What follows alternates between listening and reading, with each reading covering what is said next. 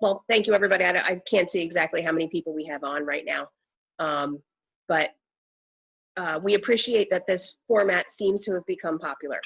We got a lot of positives after the last time that we did this. So we reached out again to see who might be interested in being here to do some presentations today. And we got a lot of really good responses. So we've got some interesting photography, we've got some drone photography, we've got some model stuff, we've got some personal stories. I think it's going to be extremely interesting for whatever it is that your interest is in railroading and in Conrail. So thank you guys for being here. We'll let Rudy do his update. I'll just do my quick membership thing right now. We're already seeing renewals pour in. We're trying to get them updated and get the membership cards and welcome emails forwarded back out as quickly as possible. If you've renewed and you haven't gotten an email from me, either you can put it in the Zoom chat or shoot me an email at some point and let me know, because I believe we've got everything sent out, but I'm human. If you're a renewing sustainer, your calendars have been going out pretty quickly as we've gotten them. If you're interested in a calendar and you're not a sustaining member, they are up on the website. Sorry, there's motorcycles all of a sudden. It's weird. There's usually nobody on our street. We've probably got close to 100 renewed at this point left. I think it was like 94 when I looked the other day. Right. So that's, you know, approaching a third of people that have already renewed, and it's not even December. So thank you for that. And hopefully we'll be up in the, 400s like we were last year. Back to me, I guess? Yeah. Okay. Let's see. So otherwise, our big update, I guess, which most of you have already seen, if you got your spring quarterly already, or sorry, your fall quarterly already, is that we have acquired a caboose from CSX. They've graciously donated us Reading Conrail 22-130. It's an N20 caboose. Came right out of service in Tennessee. So the car is mechanically operable. Obviously needs some TLC here. Carolyn and I went up to inspect the caboose a couple weeks ago. And I got some photos, so I'll share those real quick so everybody can take a look at the car.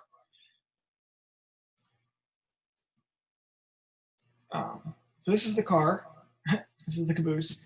It's currently in, well, this photo is taken in Lackawax, and I believe it's been moved up to Honesdale, Pennsylvania on the Delaware Lackawax and the Sturbridge by this point. It is its original Conrail paint. This was painted in June of 1976 at Meadville. So this is the original paint job from that time period. You can just make out the Conrail lettering.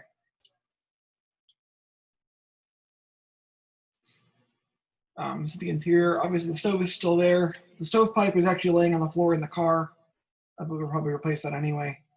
It's missing a couple of its bunks. But the car was actually sealed up pretty nicely. Conrail welded over some of the windows during the 80s, and CSX welded over the rest of them. But when they did it, they actually did a very nice job of sealing the interior. There's no damage, there's no water damage, there's no leaks. The car's actually in very, very nice shape, so it's a matter of replacing the windows.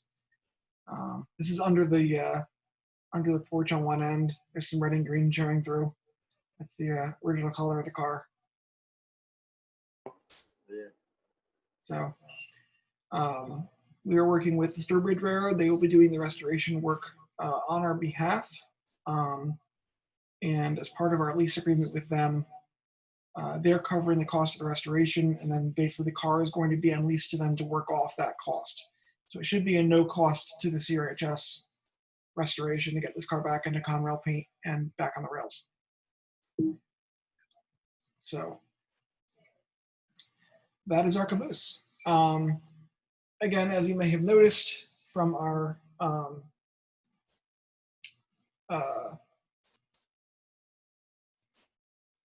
recent quarterly, obviously that is the last quarter that comes out for the year. Sorry, I'm trying to admit people as I'm talking here. So that is our last quarterly of the year. So if you have not renewed for next year, we are offering renewals now for next year, so you can do that. Carolyn mentioned our membership. We have, I'll tell you right now, we had 414 members in 2020. We've already got 97 members signed up for 2021. So if you haven't renewed, there's a renewal form in the quarterly, or you can do it on our website, like always, which is actually easier for us. So we do encourage that. Yeah, if you don't mind doing it online, that is much easier. All the information comes right across, and I just pop it in the spreadsheet, or Rudy does, because he's been backing me up a lot. Yeah. What else are we doing? Is there anything else to talk about?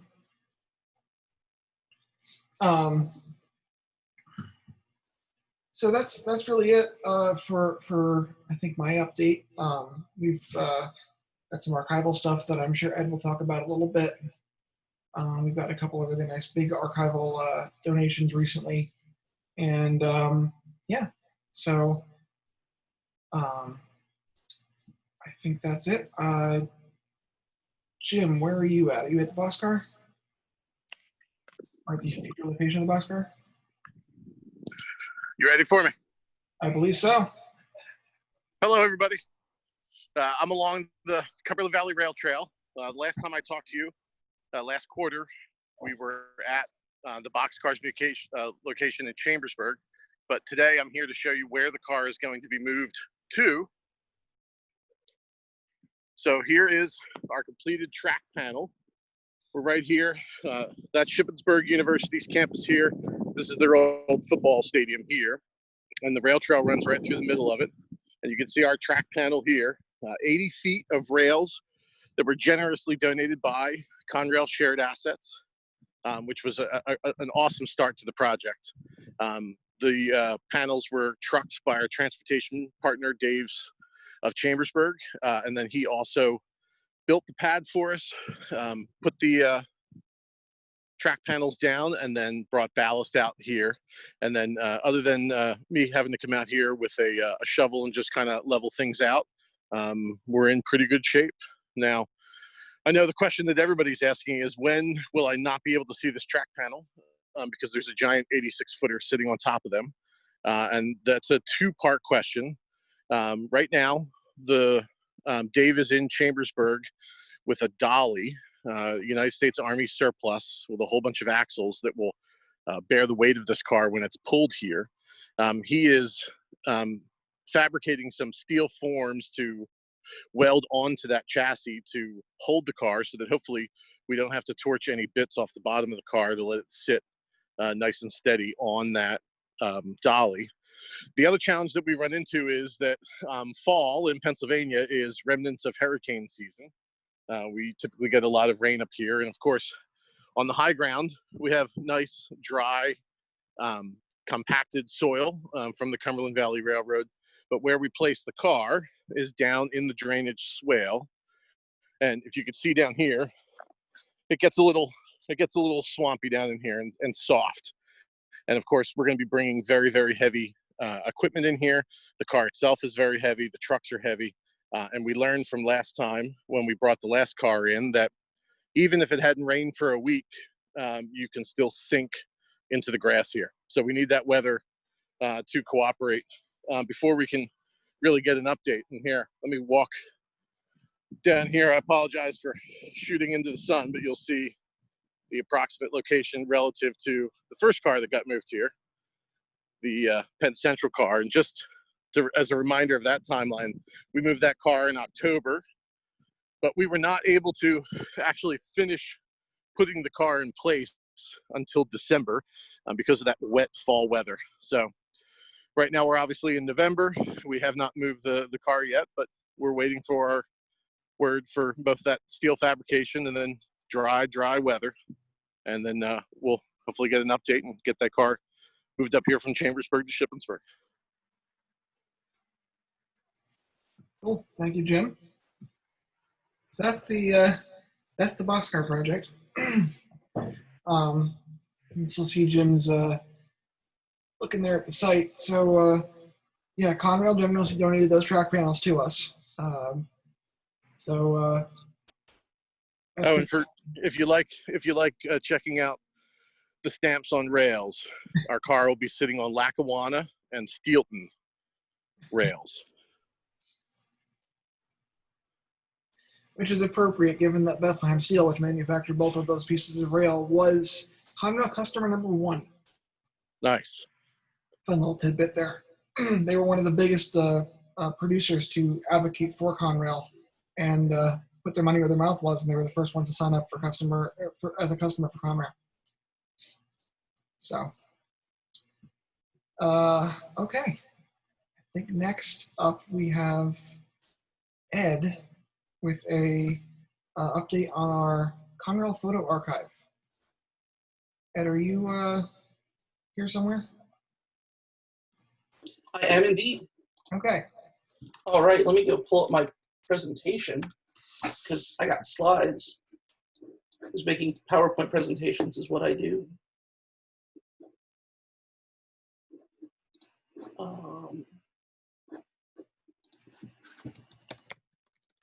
1 second here.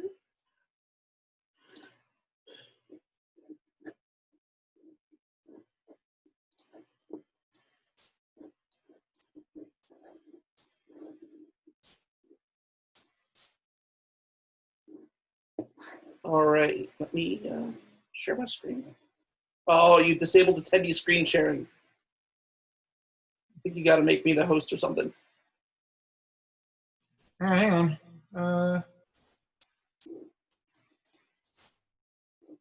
That's going to be a pain in the butt. Let me see if I can fix that.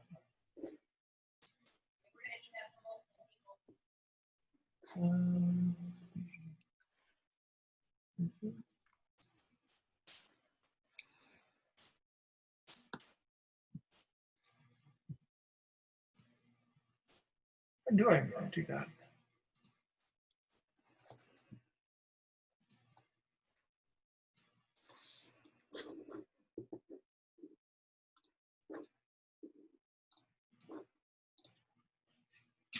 The joys of modern technology.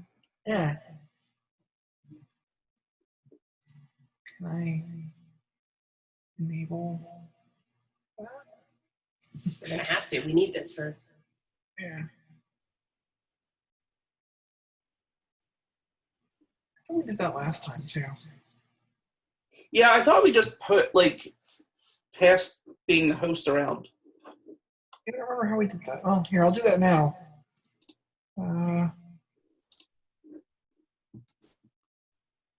Oh, you. All right. Let's see.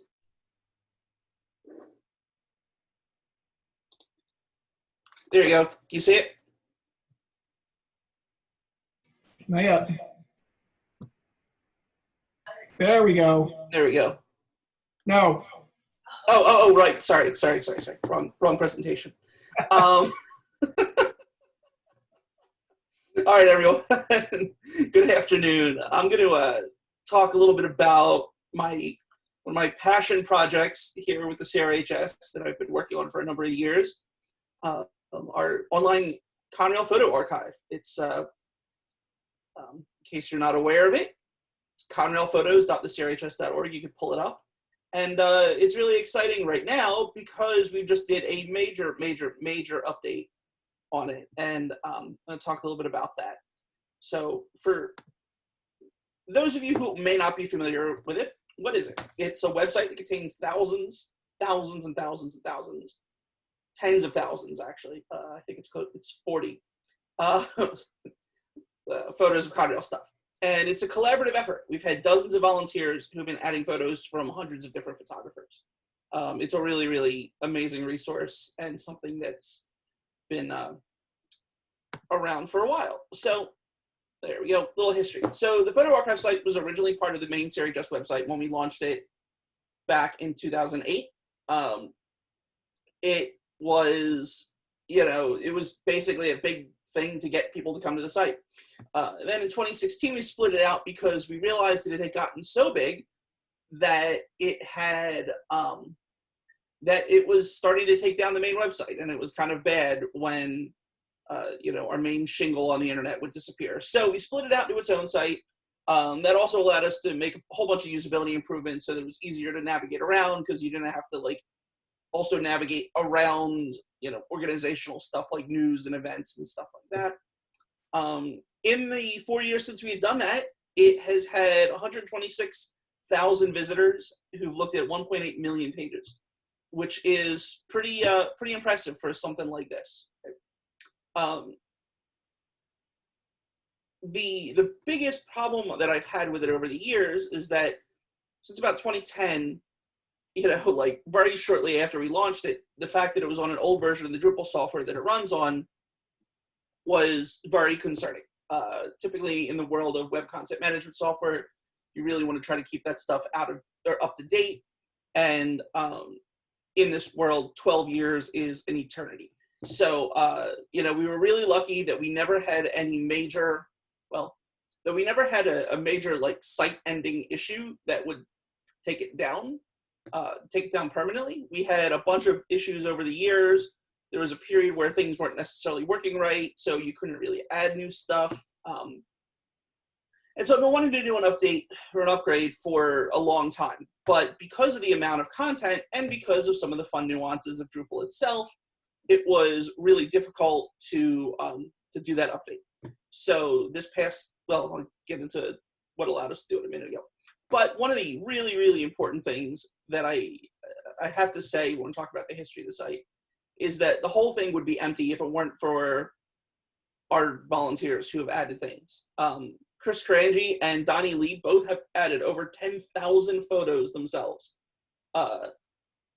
That's just incredible. That's just absolutely incredible. And I wanted to thank them both for that.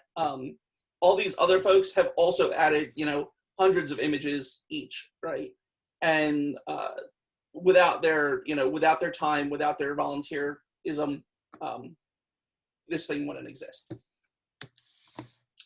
So what's so great about the thing, right? Why is it so so important? Well, obviously there's lots of incredible photos, right? This is one that I've got pulled up here is one from a scene that I remember growing up as a kid. That's very much the reason why I'm into this stuff today.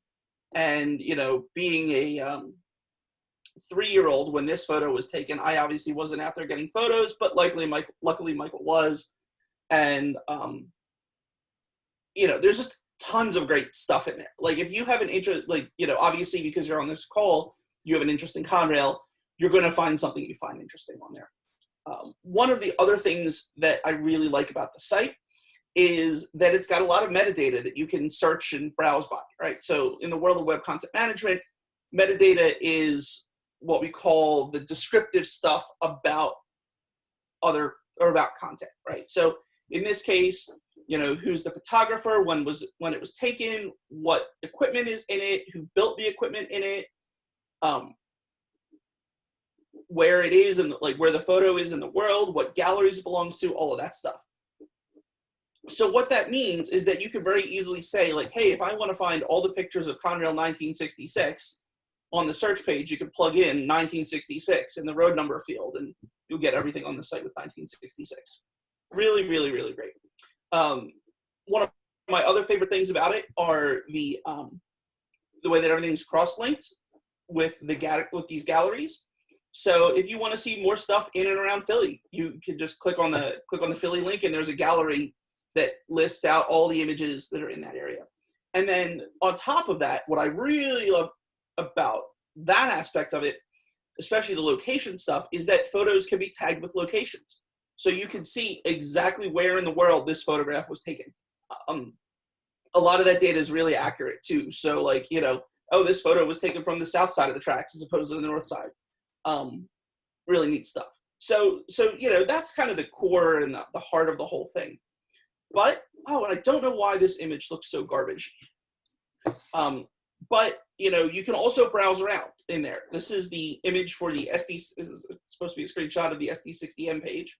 But on that page, you can see, you know, there's information about SD60Ms, a quick little introduction. There's also a link to more information about it. These gallery info pages like this one that have, you know, dimensions, engine info, performance, and rosters in a lot of cases. one of the things that I really think in this world where people are sharing so much content in things like Facebook and Flickr, that, you know, that's all really fantastic and it's great for sharing and showing off. But as a research tool or as a reference tool, those things are really terrible, right? The search on Facebook is just generally geared not towards helping you find, you know, photos of Conrail 1966, but if you plug in a search for Conrail 1966, it's probably going to try to bring up some political group that's just going to make you mad. So, you know, so having this other site that that has all of these photos, has them all categorized, has them all explorable, you know, it's just something that I think is really useful for us. Like I was saying, there are these gallery info pages that have all of this stuff, really kind of, you know, the basics about a thing. But, you know, if you're doing some modeling and you're like, oh, wait, how tall is this supposed to be? You'll find the drawing there. One of the other really great things that makes finding all of this stuff easy is that there's a search page. And this search page works a lot better on the new site than it did on the old one, where you can go and you can plug in a road number and it'll pull up all the stuff that's got that in the road number field. Right? You can see where they are, you see what they're tagged with. The results are sortable, so you could sort by, you know, how relevant the thing thinks they are, the title, the date they were added, all sorts of stuff. Really, really handy tool. God, these screenshots being messed up is killing me. So what's new? Well, we recently updated the site's underlying software Drupal for the first time since it launched. It means that some things have changed, but they're all generally for the better, right? Better performance. I feel like the site is quicker now. It works way better on mobile devices, so that you can still have a really good experience if you're just browsing around on your phone. Because I know that while I'm sitting there at my workbench working on models, most of the time I'm looking at my research stuff on my phone anymore. There's automatic mapping on all of the galleries. So if you look at the gallery for SD60Ms, for example, it'll show you a map of where all of those SD60M photos are. So you can just zoom right in and be like, oh, I want to see SD60Ms on the Conrail line, right? If there's a photo of it there, you'll be able to see it. We've also added the ability to browse directly by photographer now. So if you want to see, for example, all of Michael DeSoy's photos, you can just click on his name on one of the photos and you'll get a list of all of his stuff. We've made it easier to upload photos with some things about how you tag content. There are better tools for viewing and managing content. So, you know, if we have to do bulk changes and things. And it's a lot easier to own the site over the long term, thanks Jeff Bezos, because the whole thing is running on Amazon Web Services, which means that there is an automatic daily backup every morning. And that if we need to, you know, if the site gets hacked or breaks or something, I've got a week's worth of those backups, so we can very easily restore from and just make it work. And it's really, really nice. So some of the new things that we've got, these photographer pages. Like I was saying, we've got a page. This is the one for Alan Page. And I do not understand why those things are looking so garbagey. It's driving me nuts. But you've got there's a space for the bio. We don't have bios for almost anyone yet, but we're slowly going to start putting them in there. Behind the scenes, this also contains info on that photographer, so we know how to get a hold of them if someone's asking to use their photos, or you know, how we found their stuff. Right? It's really, really kind of a useful thing for us administrators. And also, if you're a photographer and you're adding a bunch of stuff, these are a really great way to show off your contributions. So that, you know, if you want to say, hey, look at all the stuff I added and send it to one of your friends, you could just send them this page and they'll get everything. So what did we do recently? We used Amazon's AWS, which is Amazon Web Services, which is Amazon's online cloud computing stuff, which makes them so much money that they can afford to lose money on all of their other businesses, which they do. It's a really kind of enterprise grade thing that lots of large and small organizations and companies use for all sorts of things. and they have a facility in there that just makes it really easy to spin up a set like this. So that's what I did. Then I installed a thing called a theme that uses another technology that Twitter makes called Bootstrap, which allows you to very easily make the site what we call in the business responsive, and allows it to work on screens of all sizes, right? So you can browse the site on your laptop, you can browse the site on a desktop, you can browse the site on your phone, you can browse the thing on your smartwatch, you can browse the thing on your refrigerator, you know, whatever. And it should at least work in all of those. We rebuilt the old site's functionality using modern and currently available Drupal modules. These are the things that add functionality. You know, things like being able to create galleries or choose terms to tag a thing with. Then we created the appropriate content types, so like photos, photographers, gallery pages, and these things called views that allow us to look at those. And that's how we get the, you know, the photographer listing. It uses a thing called the view to show you all of the photos tagged with that person. And then once we got all the setup was done, then that's when the real work began. And that was migrating the 40,000 images and records from the old site. There's a whole bunch of technology stuff that Rudy told me no one would care about here, so I'm just gonna skip over it. But the thing that I wanted to really point out was that there was a lot of content. And as you can see, I had to create many spreadsheets because you can only do them in one piece or in a certain size, a certain chunk. So that was really exciting.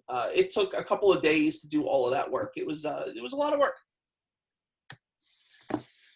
But thanks to all that, thanks to the new version of Drupal, the site should now be a lot easier to keep up to date. It means that, you know, hopefully we won't be 12 years behind software-wise again.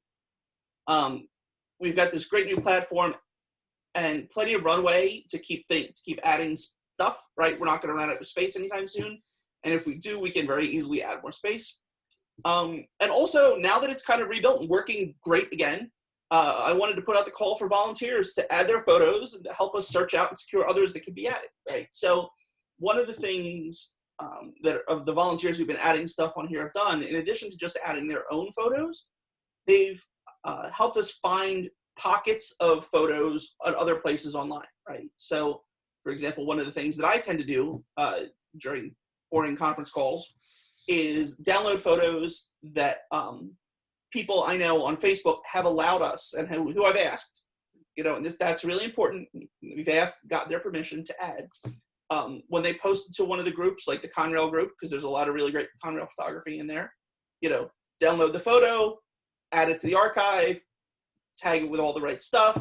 And then this way, you know, when Facebook moves on and forgets all about it, that it's still here on the site. So that's really, you know, that's a thing that even if you don't have a big trove of photos, you can always use your help doing that, right? Combing the world, finding someone on Flickr who has a great collection, reaching out to them, getting their permission, and then, you know, moving that stuff over.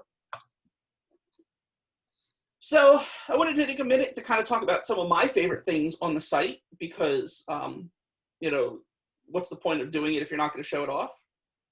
So, oops. Where'd it go? There we go. So this is one of the basics, right? This is just the intro point to browsing the galleries. And you can see the way everything's broken out.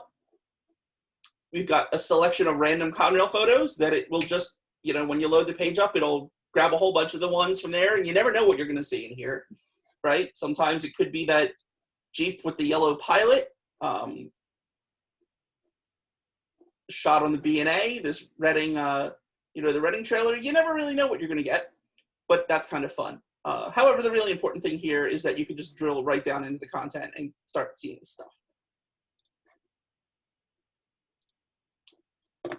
So one of my favorite aspects of it is this on location with Conrail section that we've got. And the on location with Conrail section are galleries that are tagged with certain geographic locations. So for example, you want to see the photos that we have that are all around Philadelphia.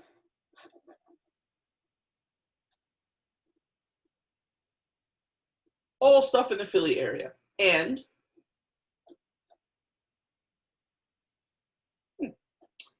duplicate. And it's all on the map. So if you want to see, oh, what's up here? Look at that. Something on the Trenton Cutoff. I don't know what that's doing down there, all the way down in Edgemore.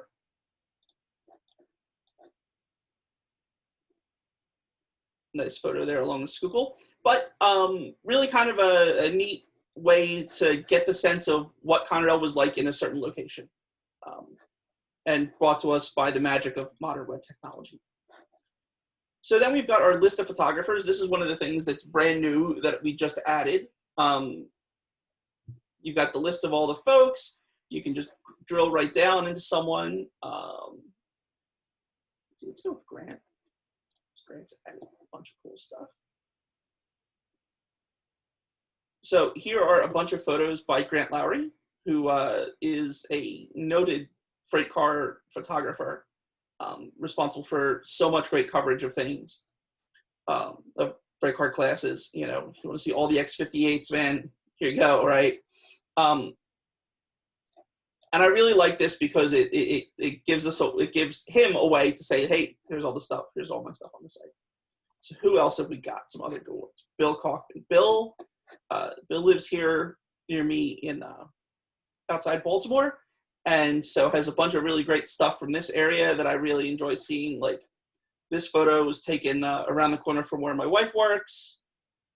We've got some stuff on the Northeast Corridor that I always find fun. Here's an interesting one that we just added recently. An E44 dragging an E60 and an Amtrak long distance train.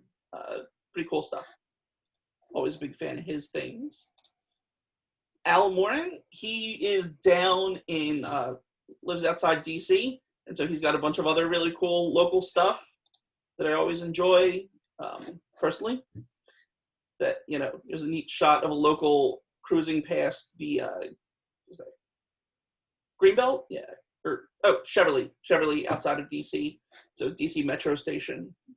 Neat shot.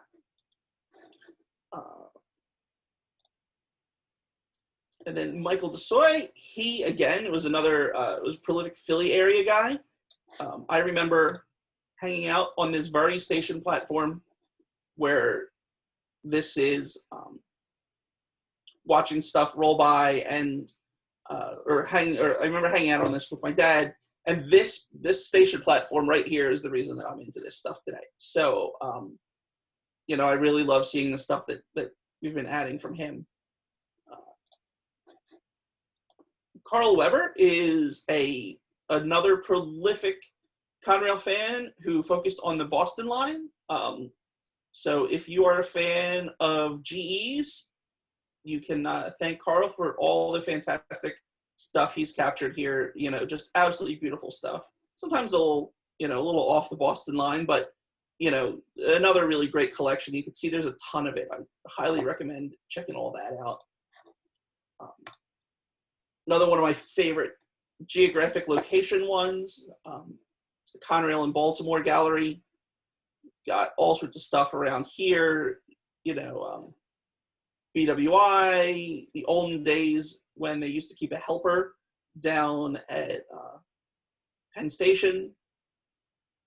And then the later days when Conrail ran its trains over CSX as opposed to on the Northeast Corridor after, after the wreck chase. And lastly, one of the things I also really like about it is we've created I created a view in here that allows you to log in as a contributor and see all of the stuff that you've added. So you could see, oh, you know, this is the last thing I just added from Bill the other day. Really neat. Neat shot on the NEC down in Halethorpe. But it very easily lets you pull together everything you've done and see the list of, you know, oh man, this is a lot of stuff, right?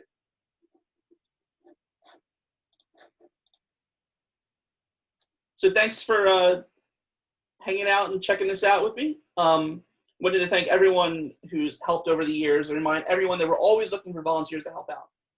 So if you are interested in doing so, shoot me an email. I'd love to get you set up. I can give you the quick how-to. You know, it's really not that difficult, and your help would be appreciated.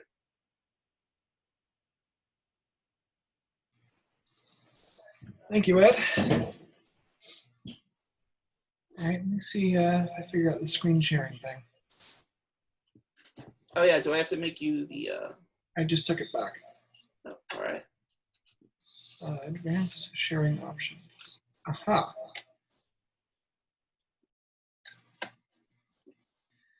All right, next up is Mr. John Berkemeyer, who is going to be sharing some of his drone photography of Conrail locations. Hello. Hi, John. Can you share your screen now? Because I think I just. Yeah, I can now. Hold on. Okay. Share screen. I'm gonna go into here, and there we go. Okay. So welcome everybody. Thank you for stopping by to see my presentation. I will admit something to you today that as of 20 minutes ago, I was still adding photos because I was taking photos today, and they're towards the end of the presentation, and I'll point them out. But literally, some of this is right hot off the presses.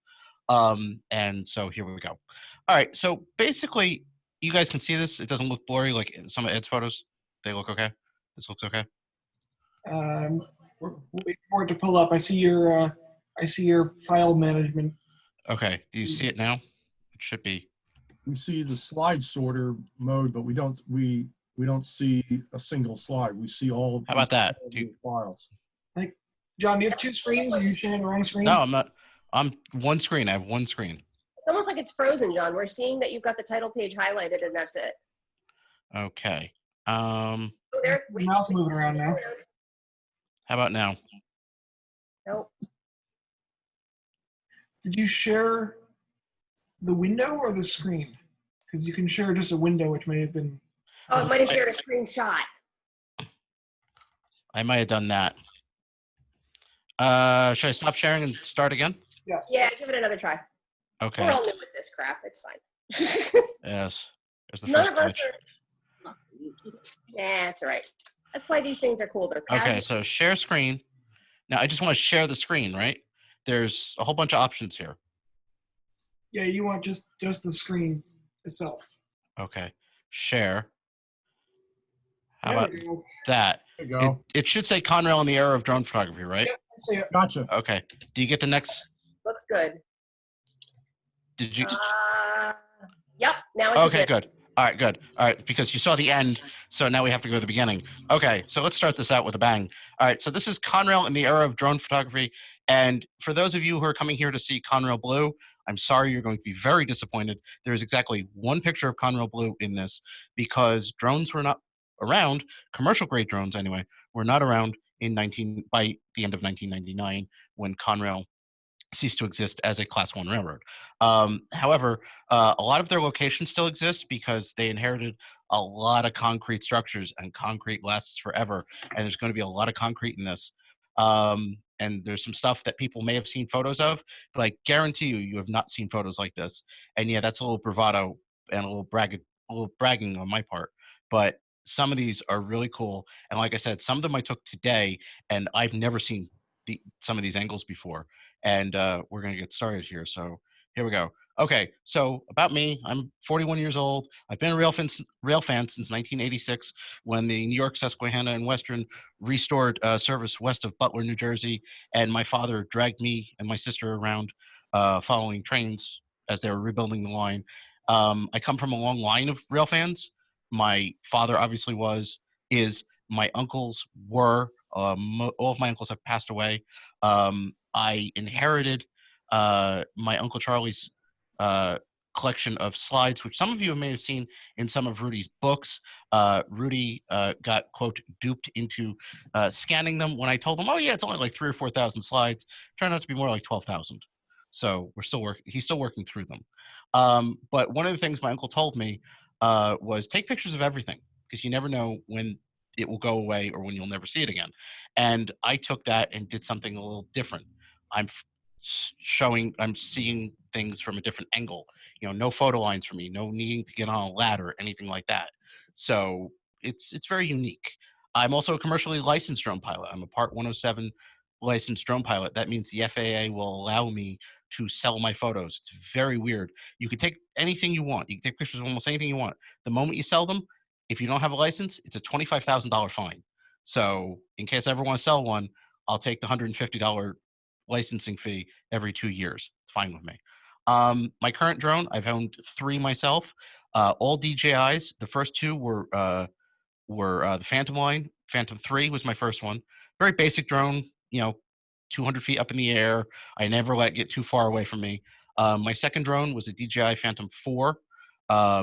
That one was really cool. I let that one go all over the place. Some of the photos in here were taken with that. A good chunk of the photos were taken by the drone you see on the screen now, which is a Mavic 2. I jokingly refer to it as Argo.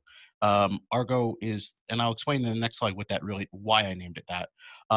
Numerical designation, again, as a joke, an homage to the Space Shuttle Enterprise and the Starship Enterprise, OV-101, which is the numerical designation for the Space Shuttle Enterprise, NASA's numerical designation for the Enterprise, and B, because it's the third, like the Enterprise is in Star Trek, Enterprise A, Enterprise B, and so on. So what this all is about, what I have adopted is a term called telepresence. It was a term coined by Robert Ballard, who discovered both the Titanic and the Bismarck. And how he did it was he had a camera sled, which you can see right here, called Argo. And he would tow the camera sled, an unmanned camera sled, along the bottom of the ocean, about 40 feet off the bottom of the ocean, 12,000 feet down. That's how deep the Titanic is. And the Bismarck's even deeper at 15,000 feet. So when he initially discovered them, did not step foot inside a submarine. Subsequently, the year after he discovered Titanic, he went down into a submarine, down to the Titanic. No one has ever been to the Bismarck, as far as I know, in a crewed submarine. That's all been done with remote vehicles. So essentially, what I am doing is I am rail fanning in telepresence, and you'll see what I mean in a couple of these photos. I was, in some photos, 1,000 feet away, and perfectly safe on the ground. So like I said, telepresence allows for remote vehicles to do things either we cannot do or should not be doing. So here we go. We're going to start with that first photo. And if I remember because I just put this together today. I finished it today. So I'm trying to remember all my photos. The first stop we're going to do is Phillipsburg and Easton along the Lehigh line. Here right away, you can see this was taken in 2019, the last run of NS's HO2. Rudy, Carolyn, and I followed it from Dover all the way up to Phillipsburg. And right here in the corner, you just see the top of the locomotive, but by then they had stopped. I had taken all the photos of the train I possibly could. So I was like, I'm going to start taking pictures in Phillipsburg. I flew the drone out. I'm roughly standing within 20 feet of the locomotive. So that tells you where I am versus behind the Union Station here. And the drone's way out here. It was really cool because there was a guy from NS out there. I think it was a guy named Steve, one of their managers. He was out there to meet John Sabaka. And he was watching over my shoulder. He thought it was the coolest thing in the world. So when we're out there, I got that. I saw a headlight sitting on the bridge. Turned out to be a Herzog train, ballast car, a maintenance away train. And he was like yelling at me, get that. That's really cool. You never see that out here.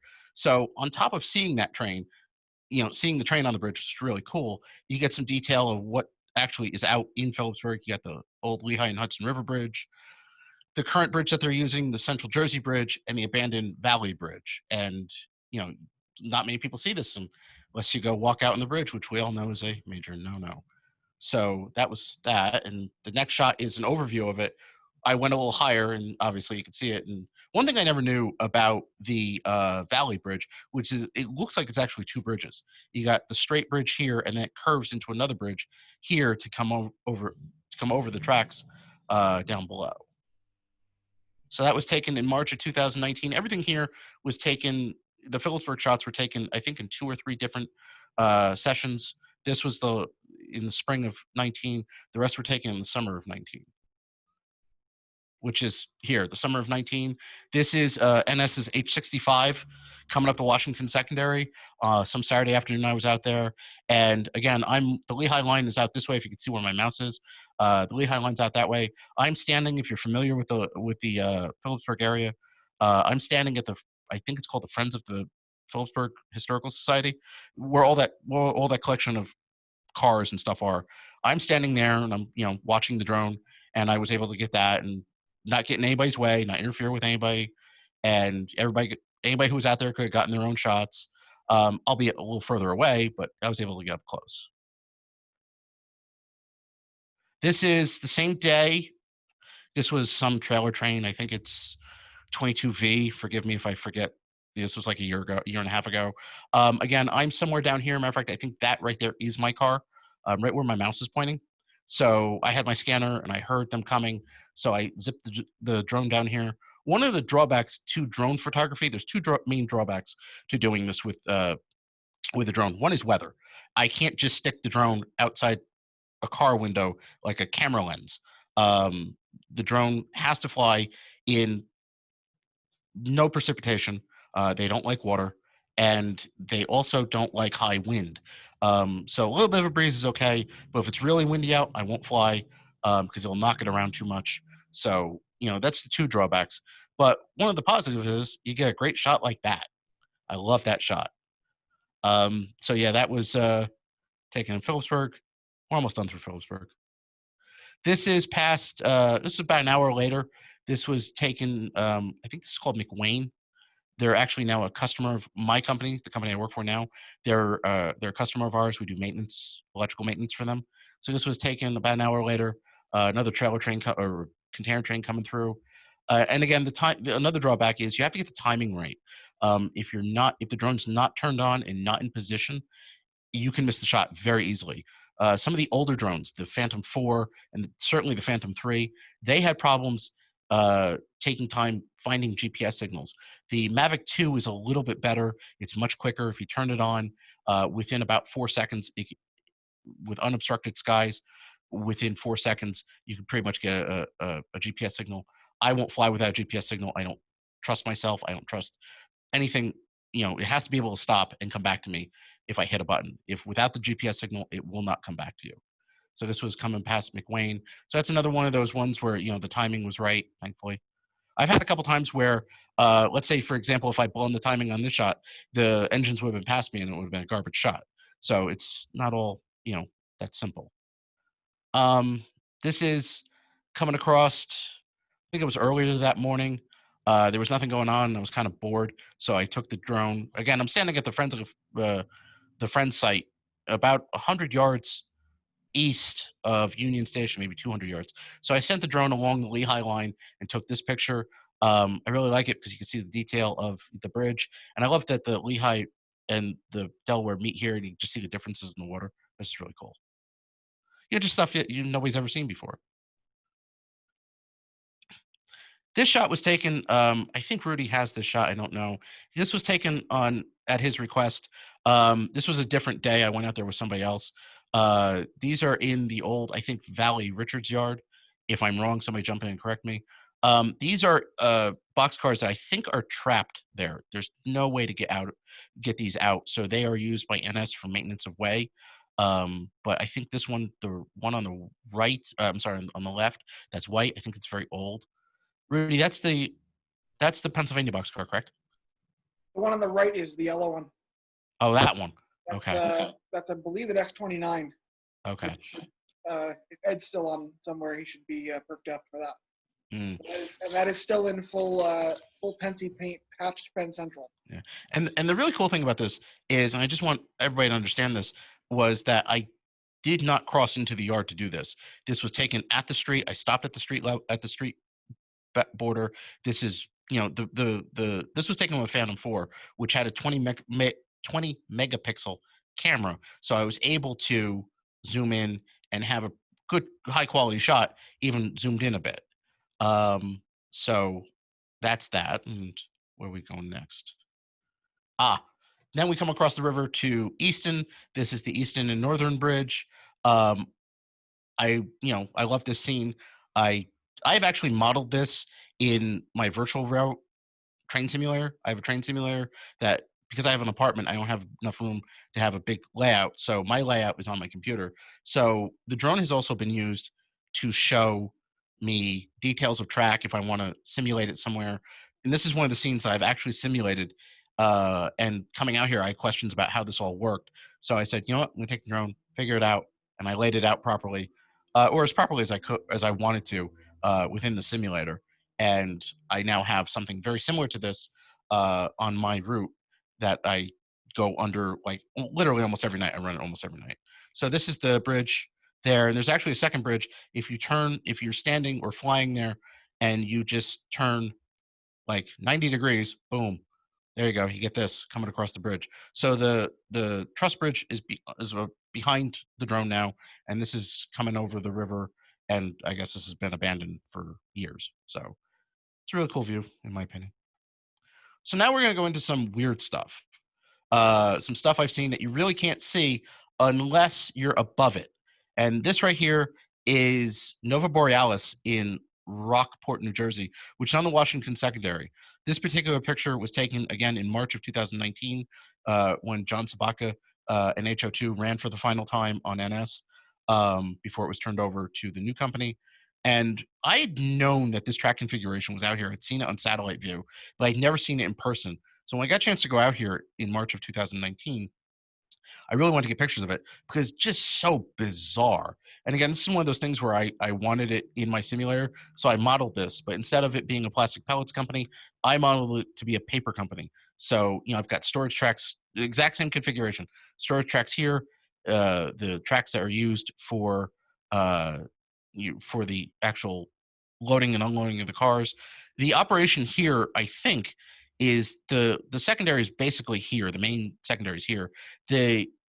The railroad drops off cars, and this trackmobile comes and moves them around. The railroad itself does not switch this. It would be an interesting operation to watch because it's just so bizarre. So we're going to come here to the next one. As soon as it loads, there we go. This is taken several months later. I think this was actually taken this year because I had time to kill in the summer waiting for my son at work. So I came out here again, and you can see it from a little bit of a different angle. Yeah, I don't know what that pond is there in the middle, but you know, I wonder if they fish there or something. This is, I think, coming from the other side. Takes a little while because these pictures are high res. Yeah, here we go. This is from the other side.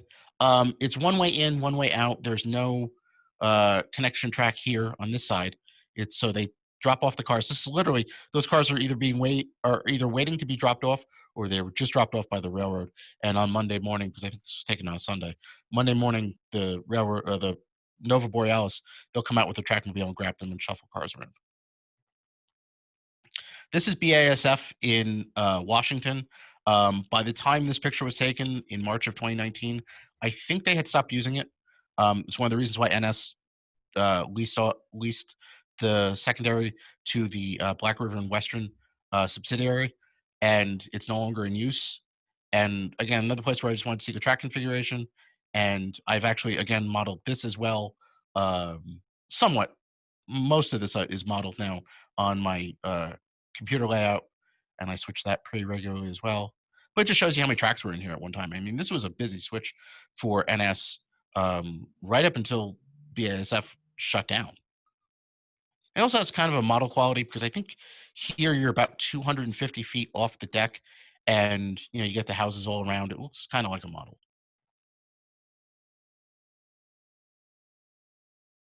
Next up, this is my favorite shot. This shot I took, my entire vacation this year was based on this shot. I went out to Pennsylvania, out to Susquehanna to get this. This had a lot of people, you'll see some pictures of this online, but because this coaling tower is in the middle of the woods, it's very difficult to get to, almost impossible to get to. I've seen some pictures of people who have gotten close to it, but nothing like really, really good. There is, just behind this line of trees is a racetrack. I think it's called the Pencam racetrack. It's very dusty there because it's a dirt track. So we went out there, my son and I went out there Saturday, the Saturday of the third quarter Conrail meeting, actually. We went out there, and I pulled up to the place. They were cleaning up from the night before, and I pulled up, and I said to the guy who was cleaning up, I said, do you mind if I have a drone. Do you mind if I go out and take the drone out along the railroad? He goes, no, not at all. He goes, there's a coaling tower right down the tracks, right? I said, yeah, that's why I'm here. So I took this and a whole bunch of other photos. There's two of the tower, but this one was the one I really, really liked. I like the fact that the Susquehanna, who is really right now the only railroad running on this stretch of the Erie, they store garbage and debris cars underneath it. So it kind of looks like coal cars getting ready to be loaded.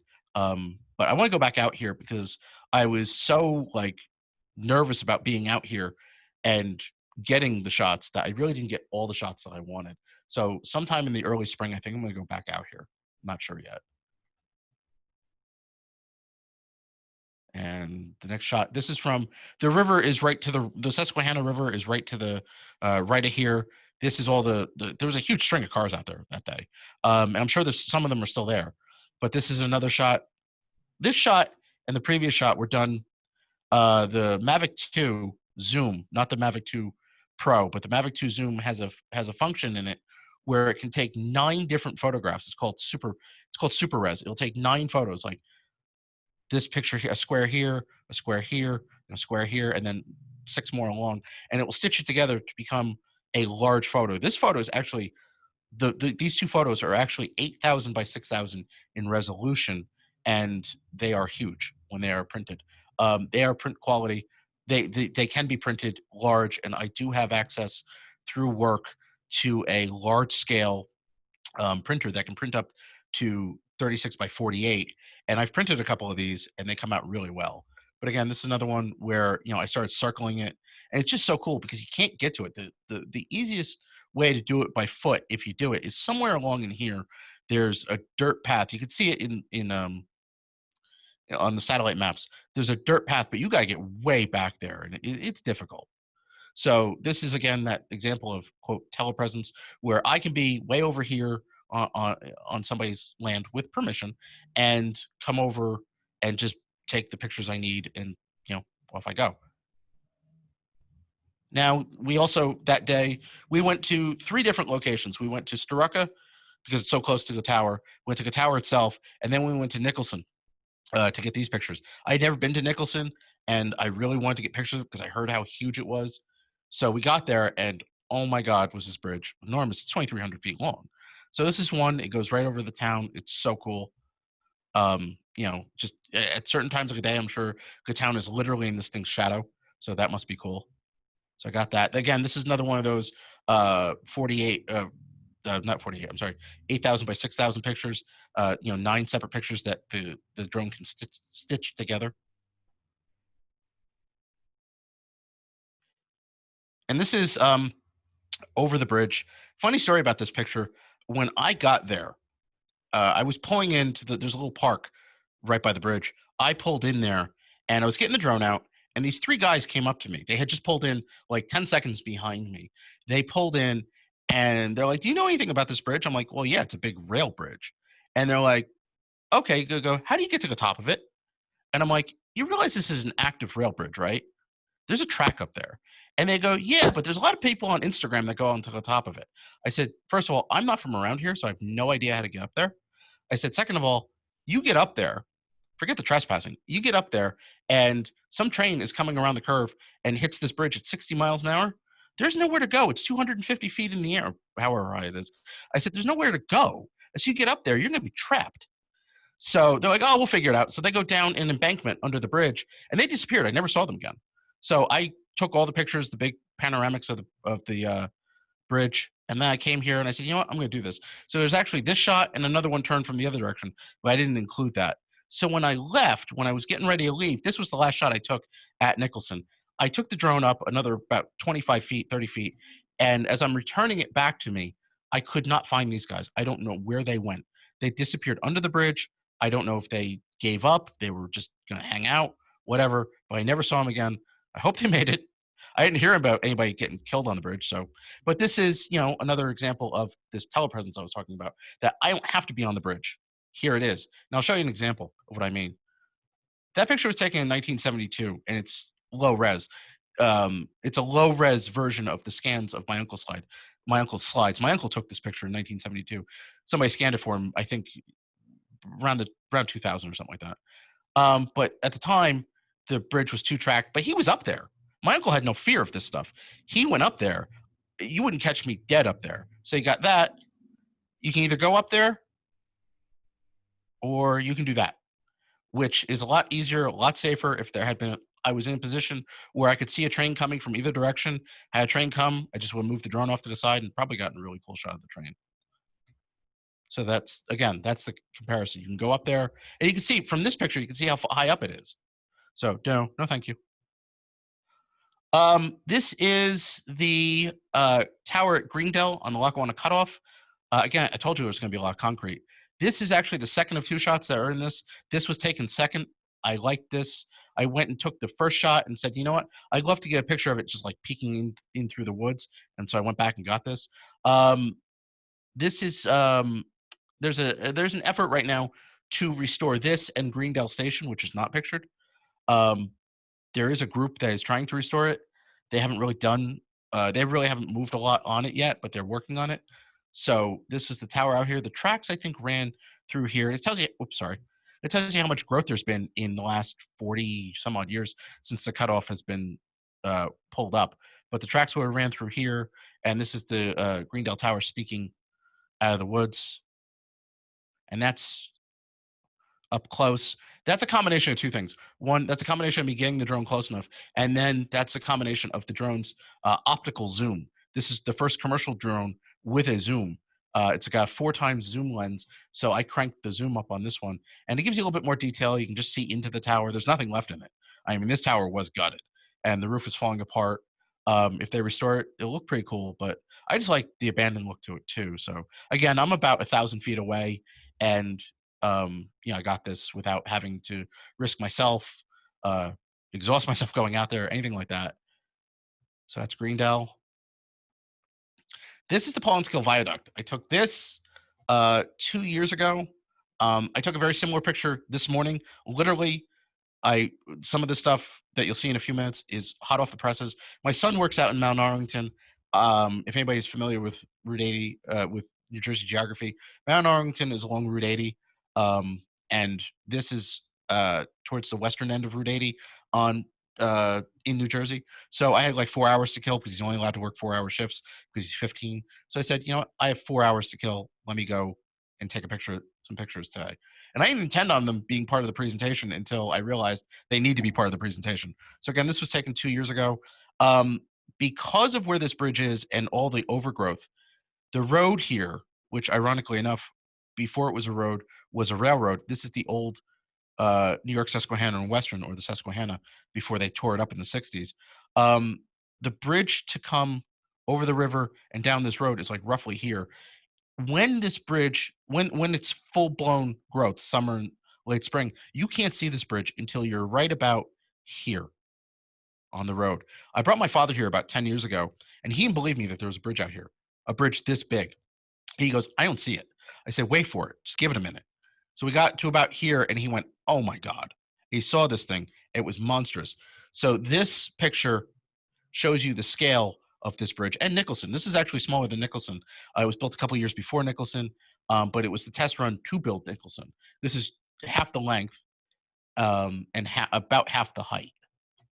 So then we come here. And again, this was taken last year, and you get people all the time hiking on the bridge. And this one, you got to be really careful if you have a drone. Yeah, I hover over the bridge and I look in both directions to make sure nobody was here.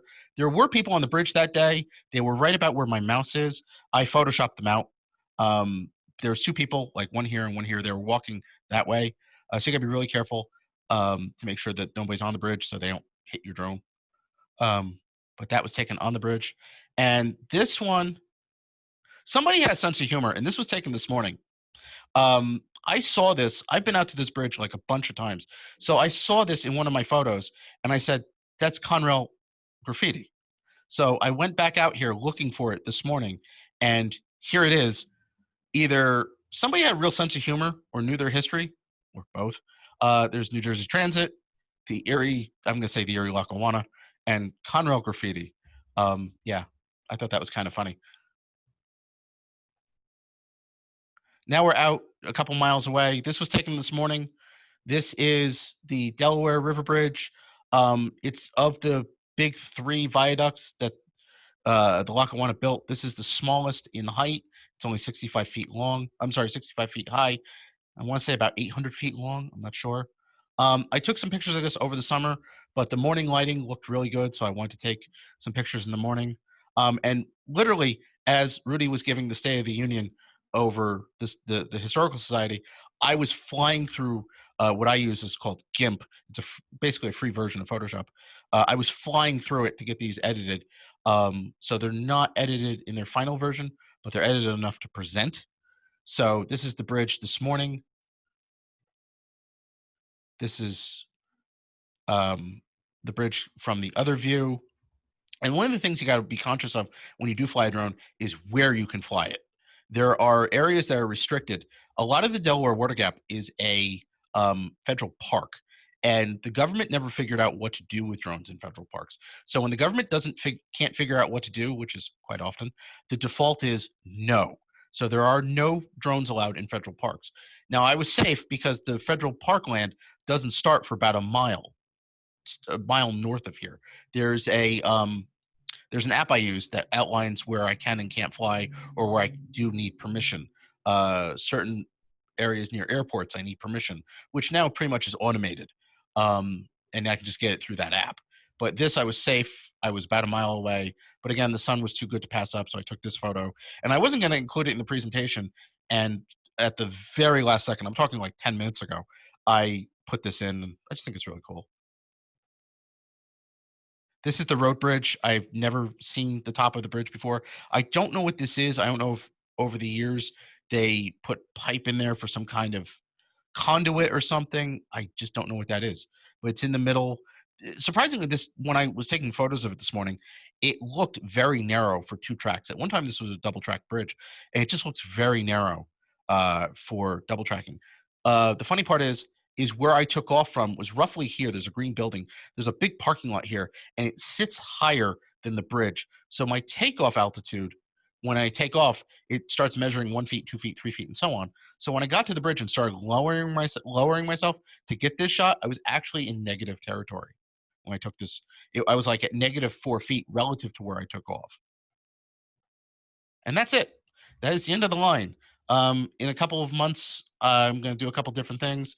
My future expeditions include returning to Phillipsburg, which will probably be, if the weather is good, next week. I want to get some more pictures, hopefully of trains. I want to concentrate pictures on the eastern side of things. I want to get the connection between the Lehigh line and the Portland secondary, because I want to model that at some point.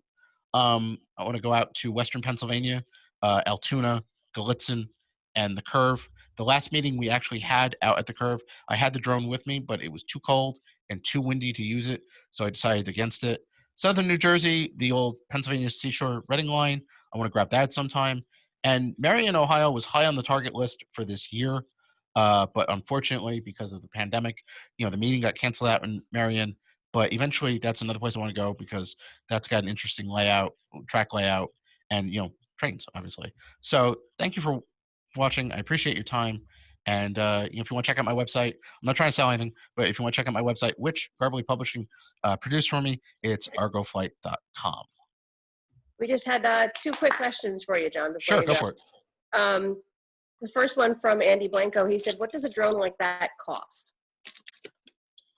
A drone like that, and it's funny because you have it over places like the Delaware River, and you get really nervous realizing you have $1,800 worth of equipment over a river. Yep. At 300 feet in the air. So imagine taking your DSLR and throwing it 300 feet in the air and hoping it comes back. So it's about $1,800. Okay. Some good comments on the Boxcars too that seemed to be nice. That people were saying they were nice shots for modeling. Jesse asks, how much post-processing do you do? I remember the old Phantom's pic quality was pretty bad, but I hear the Mavic is much better? ? The Mavic has a 12 megapixel camera, and I think people get hung up on that megapixel thing, because what happened with the second drone, my Phantom 4, was somehow, and I suspect I know what happened, the camera burned out on it. The gimbal motor burned out on it, and the repair was going to be like $900, and that's like half the cost of a drone. So I said, you know what, I'll just buy a new drone. The picture quality is pretty good. The post-production, the post work that I do is I bump the contrast, I up the saturation, and I change the levels a little bit. It's nothing too heavy. The Mavic 2 allows for HDR photography, and I'm starting to experiment more with it, and I'm doing more and more HDR. And you can also create your own HDRs. There's tutorials out there for GIMP and Photoshop on how to create layering and creating your own HDR photos. So it's not too much. I would say probably, like I said, I added 2 or 3 photos, and that processing was a couple of minutes while Rudy was talking. So I'd say no more than 5 or 10 minutes per, although there is one caveat to that. The Cole Tower, that straight on Cole Tower shot, I started labeling the versions of that photo, photo A, photo B, photo C. I was not happy with it until I got to photo version G. So that one took weeks because I really wanted that shot and I really did not want to go back out there to recapture it.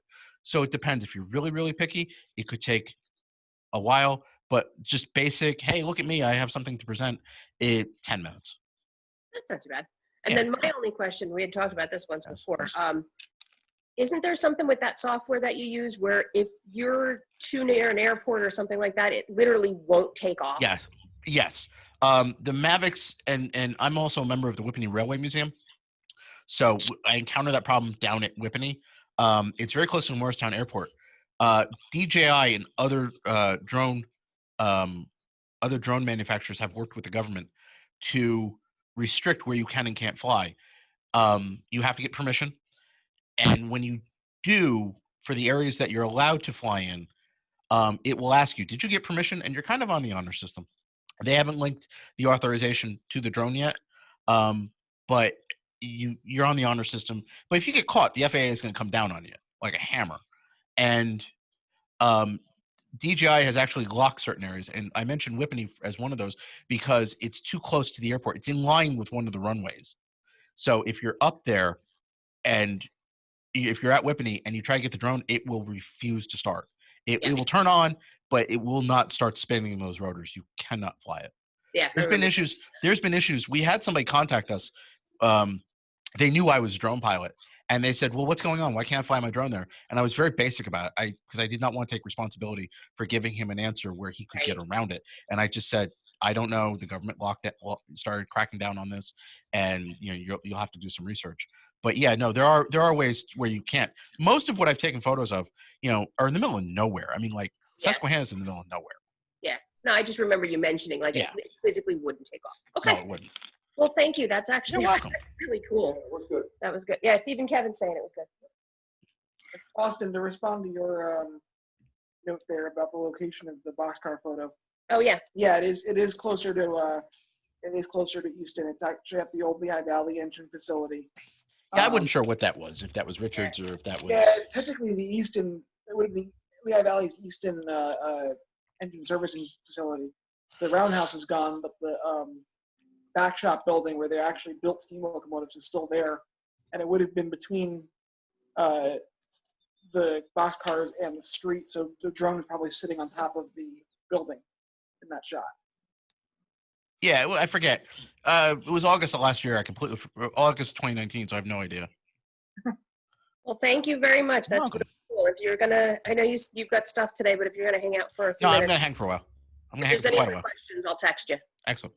Alrighty. All right. Thank you. Next up, we have got Brock Kerchner and Wes Reminder, who are working on an interesting project. Brock or Wes, if you want to share your screen, you can take over. Yeah, I'll take over here in a little bit. First of all, I just want to mention, if you don't have this book, you're wrong. You got to get this book. You got to get this book. And the reason I bring that up is probably about 16 years ago, I started writing a book on the Conrail office car. And after I had done a lot of the research on the cars themselves, life got a little too crazy and I put it all on hiatus. Seeing this book, for me, I knew that it was time to pick up the pieces. At the same time, Wes Reminder, who also saw this book, was thinking the exact same thing.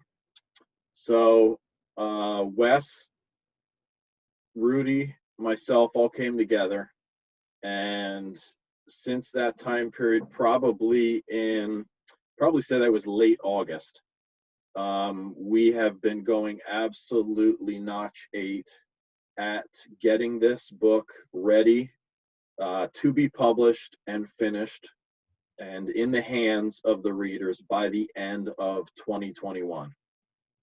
We've made a lot of great progress quickly. Like I said, the research is primarily done, but now it's the photos, the stories. We want to show the personality that this train had. We want to talk about how the many, many different ways it was used. This train had a life of its own, and that's what we want to tell. We want to hear it all, the technical stories, serious, funny, personal, pre-Conrail and post-Conrail photos and of the pieces of the train. We are going to go through every car from its build date all the way to present day. And we're not just talking about during the Conrail years, and we're not just talking about the office car train itself. This is going to be a book that also deals with the special equipment. So we're talking about things like the geometry train. We're talking about the police passenger car that we had under Conrail. We want to look at Conrail 4022 when it was leased to Amtrak or New Jersey Transit. Sometimes the business cars would also ride on the back of freight trains. A lot of the times it would be, they would send one of the business cars on the rear of TVLA all the way out to California. There were times that the office car went on Amtrak or offline, or even went to Canada at least once, up to Toronto. So those are some of the things that we are looking for as initial requests. I'm going to post into the comments kind of our standard requests that we're sending out to people that we know have information and photographs. We're looking for specific things like when 4020 and 4021 were Amtrak engines. So we have the 4 numbers that they were assigned under Amtrak, 315, 317, and 498, 499. As well as, many people don't know, but those 2 E8s were, they were a swap with Amtrak. 4 Conrail switchers were given to Amtrak for the 2 E8s. So those numbers were 8623, 8625, 8689, and 8681. Like I said, I'll post this information in the chat so you can see that. We're also looking for the E8s when they were in PRR, 5711, 5809. Not under Juniata Terminal. We've got plenty of those pictures, but we're talking about pre-Conrail. And in Penn Central, they were numbers 4309 and 4311. Many people know that 4022 was the 833 into Erie and Erie-Lackawanna. So I want to show, let's see here if I can do this share here.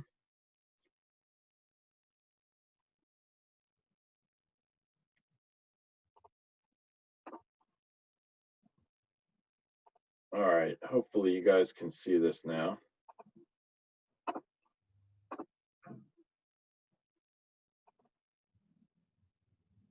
Some of the things we found, items like this, which is a complete photograph album of what they called the last office car train. And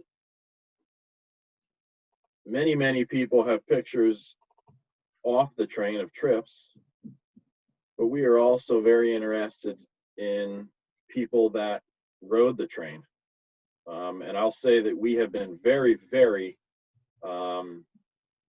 good in finding a lot of people that were in charge of the train, in charge of putting the train together, the supervisors of the train, people that worked on the train. One area we are lacking in is the service staff on the train.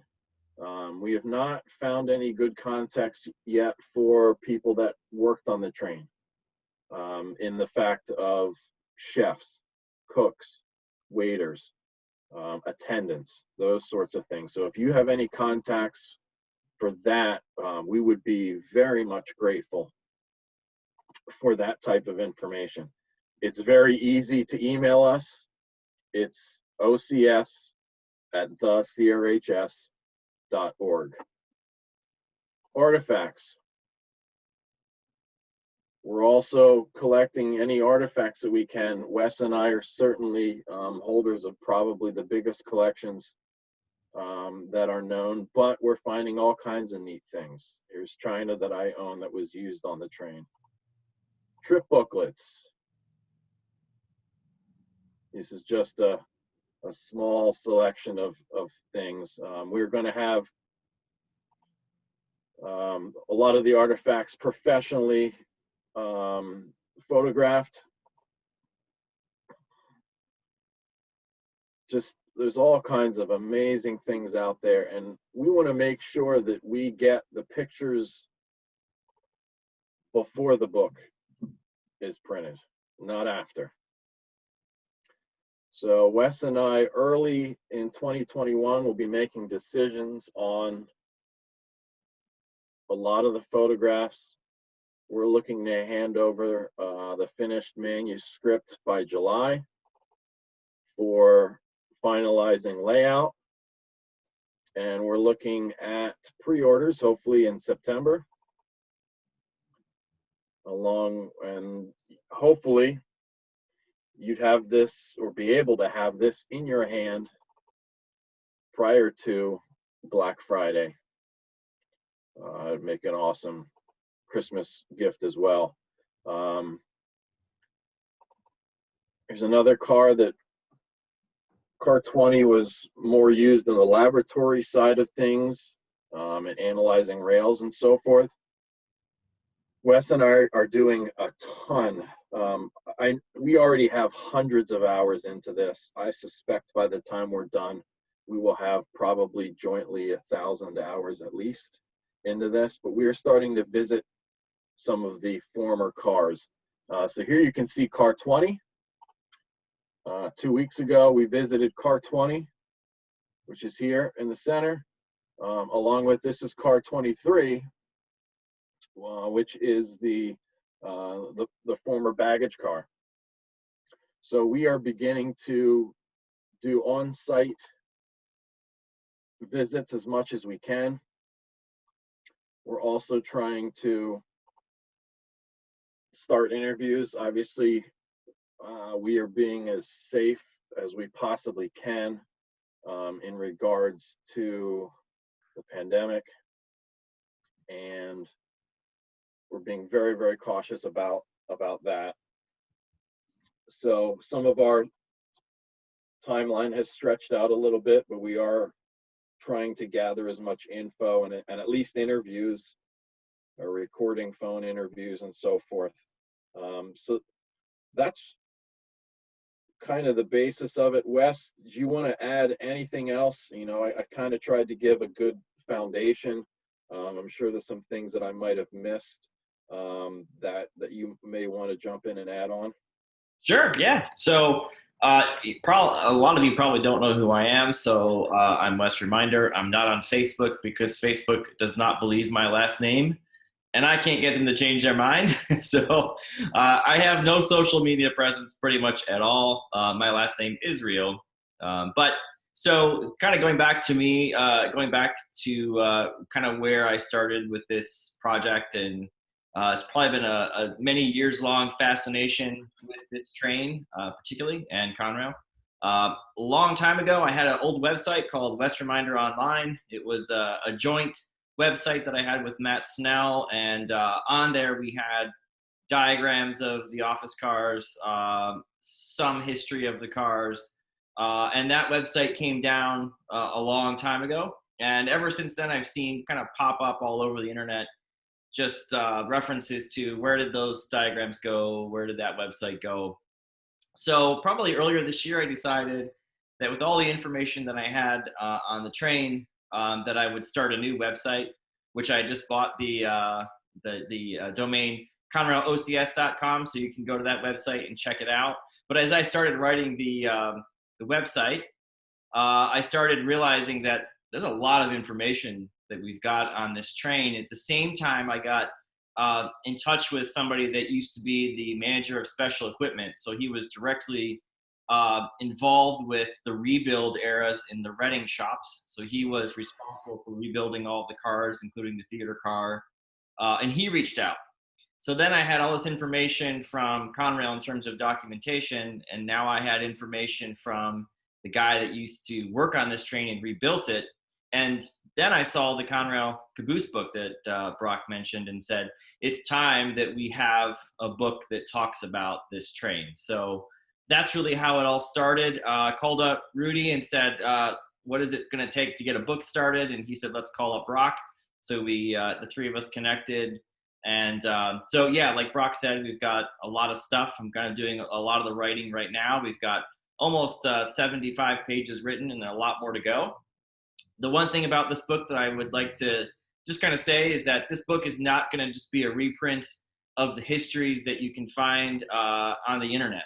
This is going to be stories from UL Fox, who was the special manager of special equipment in Reading, and Carl Kennedy, who was the manager of special equipment from 1990 until the end of Conrail, and actually worked with Norfolk Southern on their business cars as well. So these are going to be stories and information that comes firsthand from not us, not the trip booklets, but people that actually built and maintained these cars. So I hope that if you have an interest in business cars in general, that you can check out the book. And like I said, check out ConrailOCS.com, which is my website. Always looking for new materials. Brock's doing a great job of kind of getting all the images together while I write away. So it was nice meeting everybody, and hope that this is something you guys will be interested in as much as Brock and I are. And we're also, I mean, this is not going to be, like he had said, you know, just the diagrams. We're going to show the personality of this car. This book is also going to be a great modeling guide. We are very much in tune with making this available with as many schematics as we have, undercarriage, inside the cars, as well as pictures. So if you're looking to model the train, because you can't get ready-made OCS models for Conrail, at least not at this point, this is going to be a great tool for you as a modeler. But at the same time, we don't want this to be just a rivet counters book. We want to show the personality, the stories, and we are getting those stories firsthand, like he said, and some of them are absolutely hilarious. Some of them are incredible in the technical nature. So we've had our eyes opened. We knew things were going to go well, but safe to say, you know, both of us are just absolutely astounded at the response that we've gotten so far, and very much looking forward to getting this in the hands of readers. Wes and I are not taking any proceeds from the book. All proceeds will be directly to the Conrail Historical Society. So, you know, this is a labor of love for the both of us, and we feel that we owe it to the Conrail employees that worked on this train to bring this story to light for all of history, and that is our task as we see it. So we take no profits from that, and truly believe that everything should go to the society as it will. So please, if you have any information, OCS@thecrhs.org. That is the email that will get to both Wes and I. We will try and follow up with you as soon as possible. Like I said, you know, we are doing some traveling this upcoming week as well for some things, but we'd love to talk to you. We'd love to see pictures, love to hear your stories. So thank you. We appreciate the time today. Yeah, thanks everybody.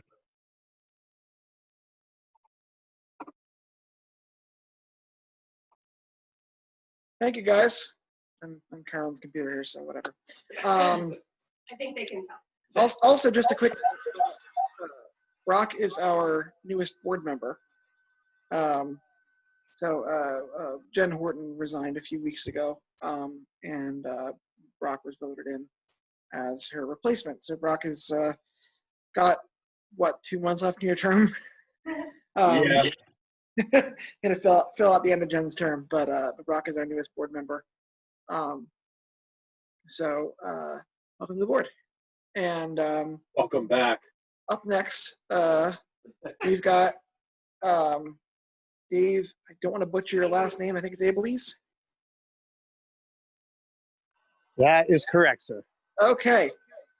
And Dave is going to give us a tour of his moderately famous Onondaga Cutoff layout. And a quick plug for Dave. I believe you're doing a virtual operating session tonight on Facebook that you're streaming? That is correct, sir. Okay. We've got it pretty much set up and ready to go, and we'll take the viewers here through a couple of the steps that we're playing with for that. Sort of an exciting new way to do things in this wild era. It's wild times that we have. But, you know, first of all, I really genuinely appreciate being invited to be part of this. You know, let me turn this around so you guys can see who you're talking to here. But my name is Dave Abeles. 43 years old, and it's really neat to be part of this organization for the first time in a while. Ed Kapuscinski has been pushing me for years on this, and I got to give props to Doug Watts, as well as Brock Kerchner, J. Alex Lang, Wes Reminder. There's a lot of names here, guys that I've looked up to for quite some time in the hobby, but also especially with Conrail, with the railroad I grew up with. I was born in 1977, so like a lot of us on the call today, I'm a kid of Conrail. And so to be able to contribute in the way that we are, really means a great deal to me because, you know, I was born into a family that didn't really, you know, there was train interest, but there wasn't a rail fan parent per se. It was all stuff I had to beg out of my parents to get dropped off at the Lehigh line at Manville or Pattenberg, and learned a lot of it very organically through Rail Pace and Trains magazine. And then, you know, fellow rail fans we meet at the track, guys like Scott Snell and Carl Perlman, who I ran into early in my rail fanning years. So when it came time, when I finally bought the house that I live in now here in Lebanon, New Jersey, I'd always dreamed about building an operating layout. I love the Rio Grande. You know, I think there's a lot of us that love the Rio Grande. But when it came to operations, lifelong best friend of mine, a guy named Jack Travachino, who works with me at NJ Transit right now. He's actually the director of rail service planning. So he handles all the train schedules on NJ Transit, which is a pretty incredible feat on a regular basis.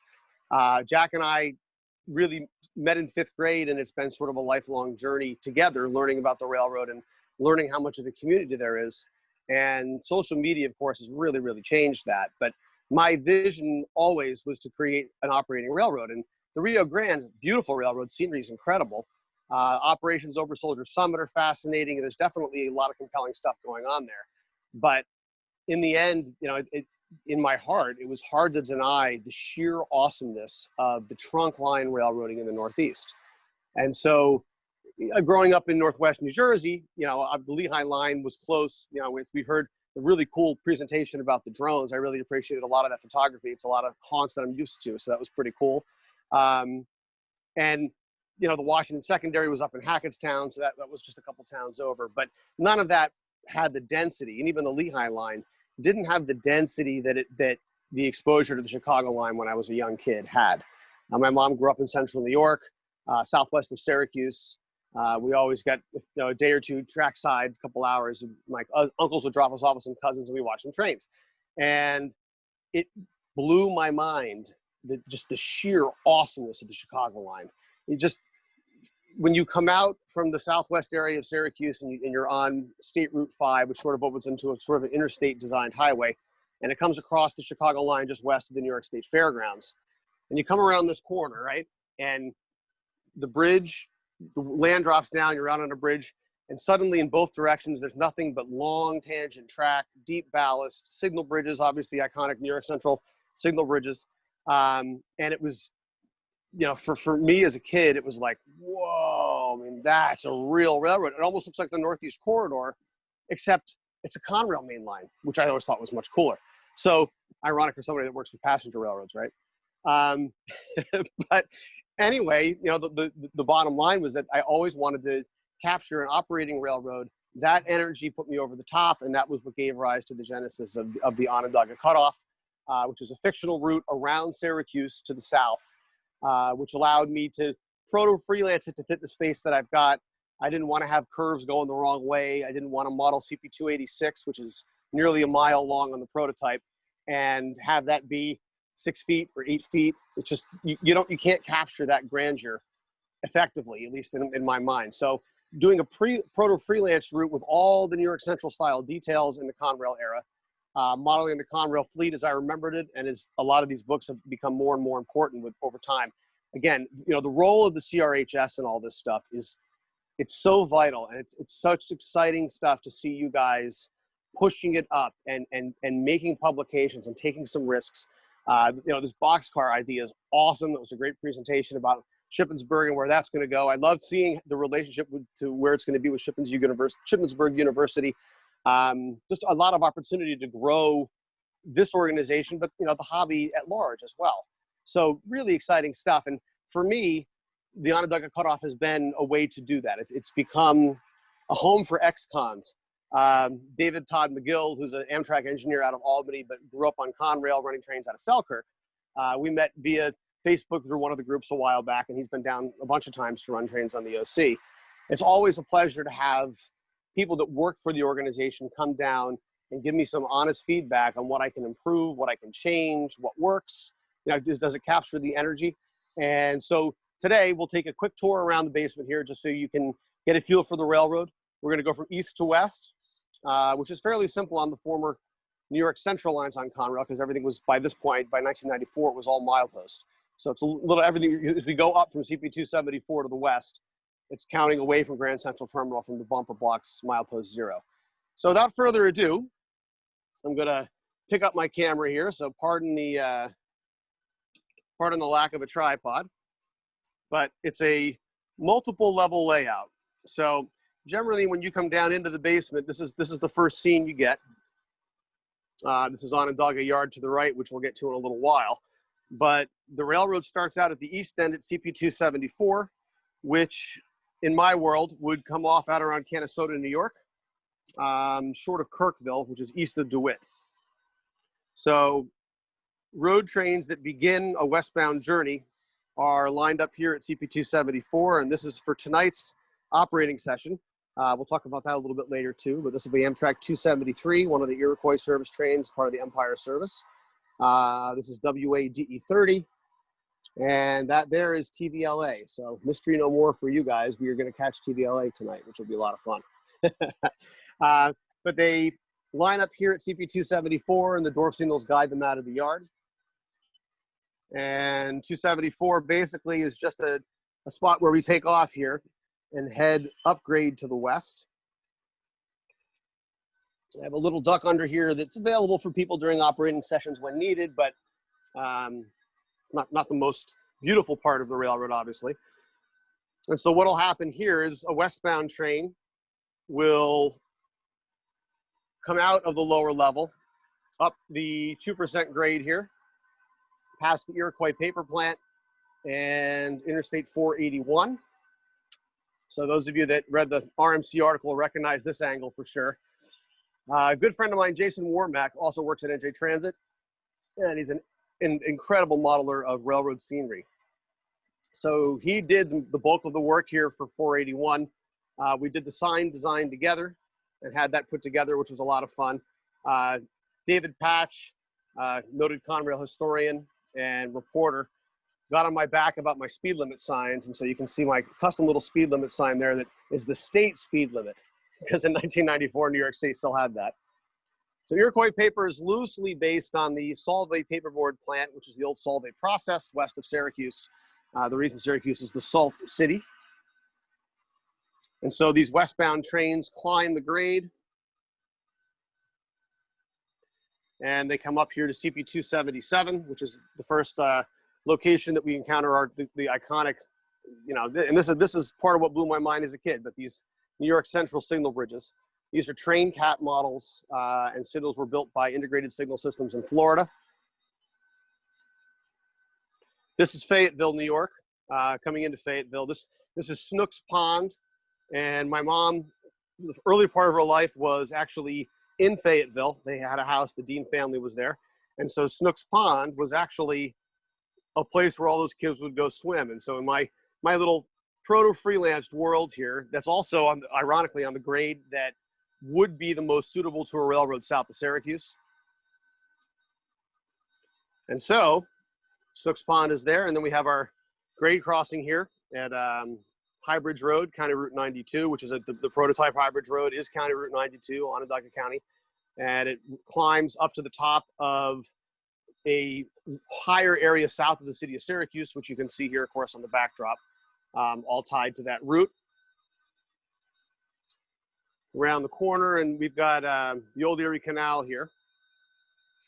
So this will eventually be part of the Erie Canal Park. And those of you who have been to central New York know that almost all the towns along the old Erie Canal, that's Jordan, Weedsport, Memphis. In fact, a lot of you will recognize the hotbox names because that's those towns mostly had detectors that would announce the name back in the Conrail era, of course, which I know we all miss. But this will be part of the Erie Canal Park. And then we've got downtown Fayetteville, which is under development. Jason Warmack is helping me with this. This is the last major scene to be constructed on the Onondaga Cutoff, but we'll incorporate an actual New York Central passenger station here with the concrete arches and staircases. A nice backside row of businesses and homes on the far side of the tracks. Well, some traffic lights, a couple taverns with the lights on late at night, of course. There'll be a bridge over the tracks here. And this is some of the limited online industry. You saw Iroquois paper before. This is BPA equipment in the distance and Camillus lumber in the foreground. And both of those are switched by one of the locals that comes out of Onondaga Yard. And while we're looking at it, this is the Casanova Industrial Track is a piece of railroad that's long been abandoned on the prototype. But on my railroad, it was a convenient way to add some switching. So we added that sort of a branch out of Onondaga Yard. This is Empire Recycling, which is one of the businesses on the branch. And you know, shout out to Lenny Harlos if he ever sees this video. This is one of his masterpieces. He's a beautiful artist when it comes to weathering freight cars and locomotives. So in HO scale, I can weather, but I can't weather like that, if you know what I mean.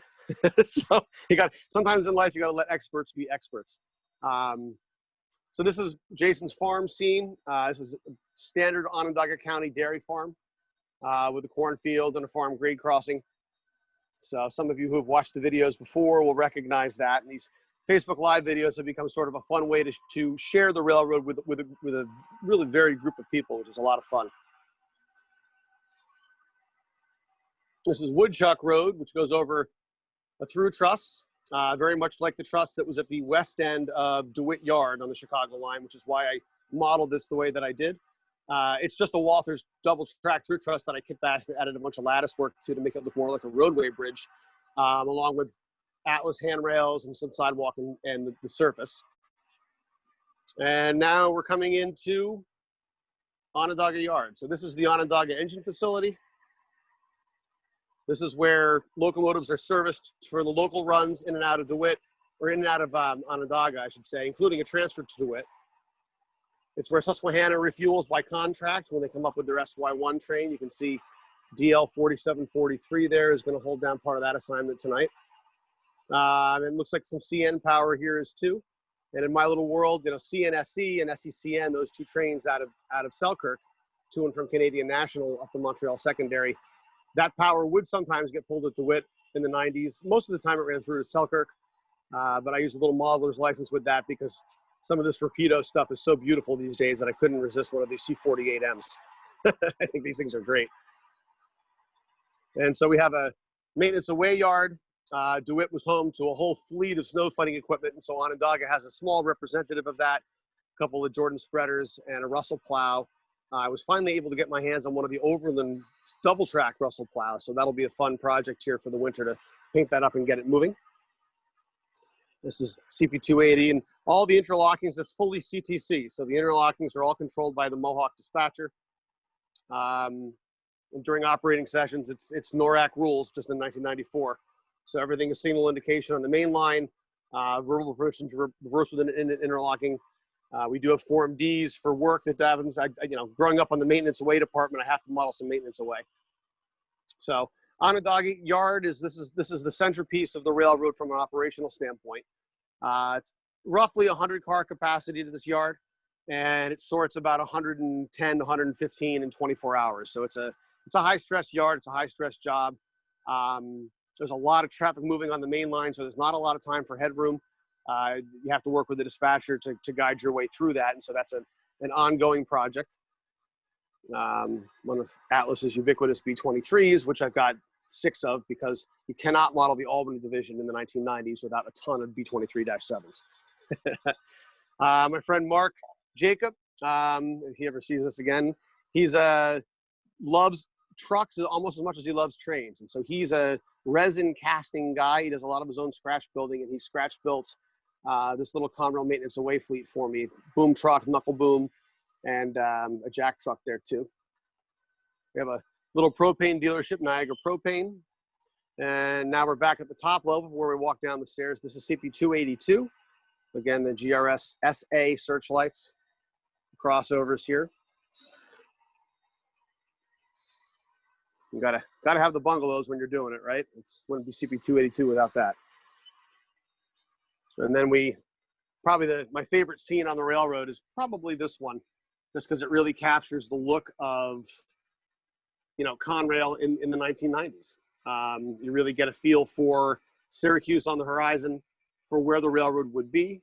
I'm basically standing on what would be I-81, and around the corner, the railroad would follow the ridge line and then go down and cross in front of the university, run through that scene on the wall there, and then head off to the west, where it comes down. I wanted to duck under one more time for you guys, just to show you where we pop down. This is just a temporary backdrop down low here, but you'll pop down and basically come into the Solve area down low. We've got the Island engine terminal in the background there, and then this all comes together. We've got our Camillus hot box detector, which works and is a lot of fun. And if you guys join us tonight, you'll be able to hear that. And then we head back down, and lo and behold, here we are at CP295, which is the west end of the model territory. And we've got some eastbound trains lined up here for tonight as well. So I think some of the fun stuff about the railroad is that it really has filled a void, I think, for a lot of us that enjoy Conrail and that miss Conrail. And very excited to be able to come back and recreate some of Conrail as well.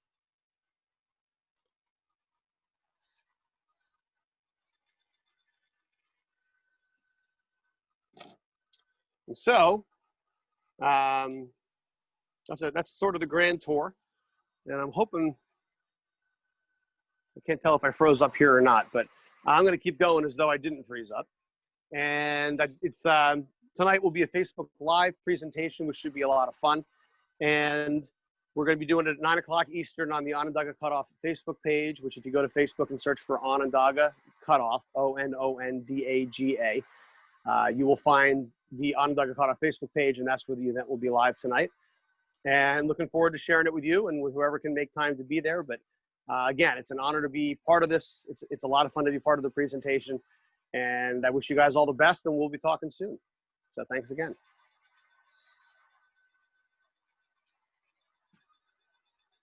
Thank you, Dave. I'm actually going to pull up your Facebook page, and I'll post a link in the chat unless you want to do it. But we'll get the link out for everybody to watch tonight. Yeah, Dave's layout is quite the feat. You can see even the view he's got up right now. That's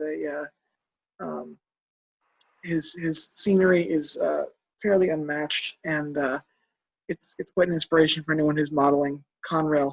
really in any era, but specifically in the 90s, which is what Dave models. So we did have Brock just posted the We had a couple of questions for you, Dave. Sure. Thank you again. I really do value the opportunity to present. This is just a hoot. You know, it's great to see you guys, and I very much appreciate you know, what you're doing, what you guys are doing for the hobby too. This is sort of a wild time as things go, and I think you guys have really filled the niche as well. So thank you. But go ahead. I'd be happy to answer. All right. Ed Kapuscinski asked, how did you track down the train cap bridges? Those things could make up a significant amount of your retirement portfolio. It's funny you say that, Ed. It's a good question. Some of it was just luck. So Tim Maslin, who lived in Rochester as a young man, set up integrated signal systems in Florida. And I'm forgetting, if you look up integrated signal systems online, it'll pop right up.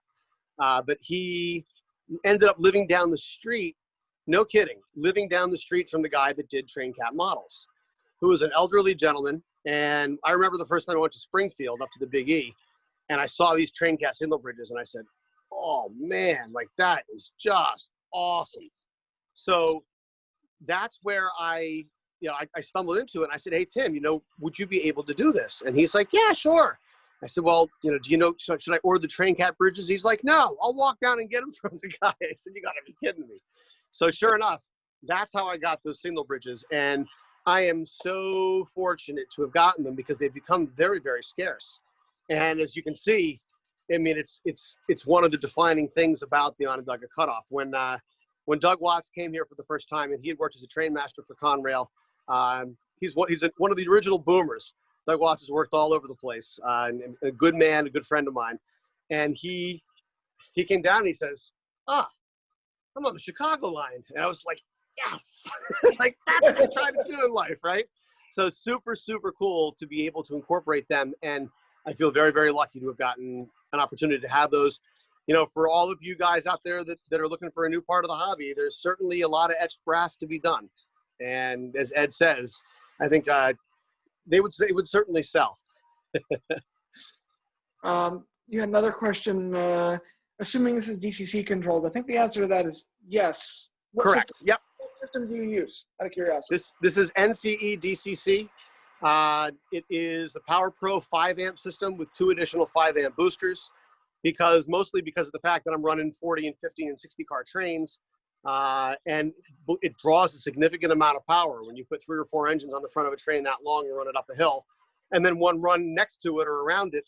It does eat quite a bit of power. So I'm probably a little overkill with the power, and then it's split into power districts so that it balances things out. But I really would speak very highly of NCE. It's a solid choice.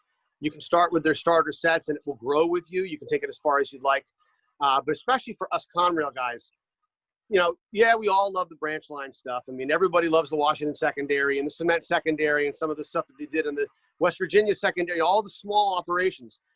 But there's nothing like standing at Horseshoe Curve and watching something come uphill with 5 engines. The thunder, the absolute. I mean, it's an experience, right? Well, that means you're going to be consisting engines in HO scale. And if you're going to be consisting engines to change things over, well, you need something that's good with consisting. And NCE is very, very simple to consist. It's probably even more simple than actually consisting the real thing. There's less buttons to push. So I'd highly recommend NCE for Conrail modelers getting started. Next question was from Brandon. He said, is there a main dispatcher's desk with CTC panel, and do you have local control as well? We have local control as well. Let me walk you. I should have shown you the CTC panel. I don't mean to be taking more time than I'm allotted here. So we could always follow this up with another one sometime. So cut me off, Rudy, when it's time. So this is the layout computer right here.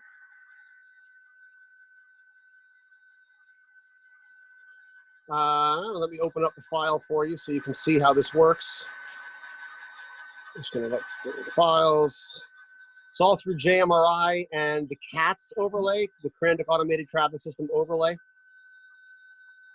And if you guys, most of these questions are also going to be answered in an upcoming book, which I'll talk about right before we're done. But this is the CTC panel, which is built in CATS and runs through JMRI. The red lines are occupied track. The white lines are unoccupied track that has detection. And dark track, where there is no detection, is sort of off the railroad here. So if you look at Onondaga Yard, for example, it's dark. But basically what this is, basically it's mouse control like it would be. CP277 is up over here behind us. You can see it up top there. And so you saw stop signals as we started, but I'll pull this route up so you can see. Again, this is Onondaga Yard out, and then out to the east of CP277, so you can see my little mouse right here. And what I can do is I can throw the switches or line them back normal. And you click on the signal, and as long as the route's clear, it'll pop up green. So now I've cleared a route through CP277. And let me just show you what that looks like on the railroad. Most of you can guess how that would look. But now we have our clear signal here at CP277. So that would line an eastbound all the way down to staging. And it's a lot of fun. So as you can imagine, it's the operation cooks. It moves quickly and becomes, very much something that is, there's an intensity to it. When this is not a quiet operating session.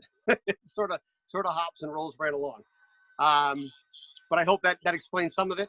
I do have a dispatcher's desk as well, and that's down on the other side of the basement here, which I could carry you down to, but you'd see a lot of bouncing and what have you. So we can maybe we'll do a presentation down the road where I can actually take you through, you could actually be at the dispatcher's desk, listen and watch the dispatcher do his work, and then we'd be able to do something like that, maybe with a few other people down in the basement here.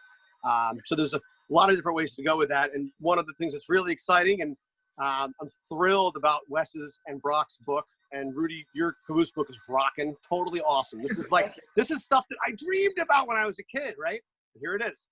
So that OCS book is going to be fantastic. And I've actually got a little book project of my own with Kalmbach. So I was approached to write a book on modeling railroad signals and how you build railroad signals for your layout.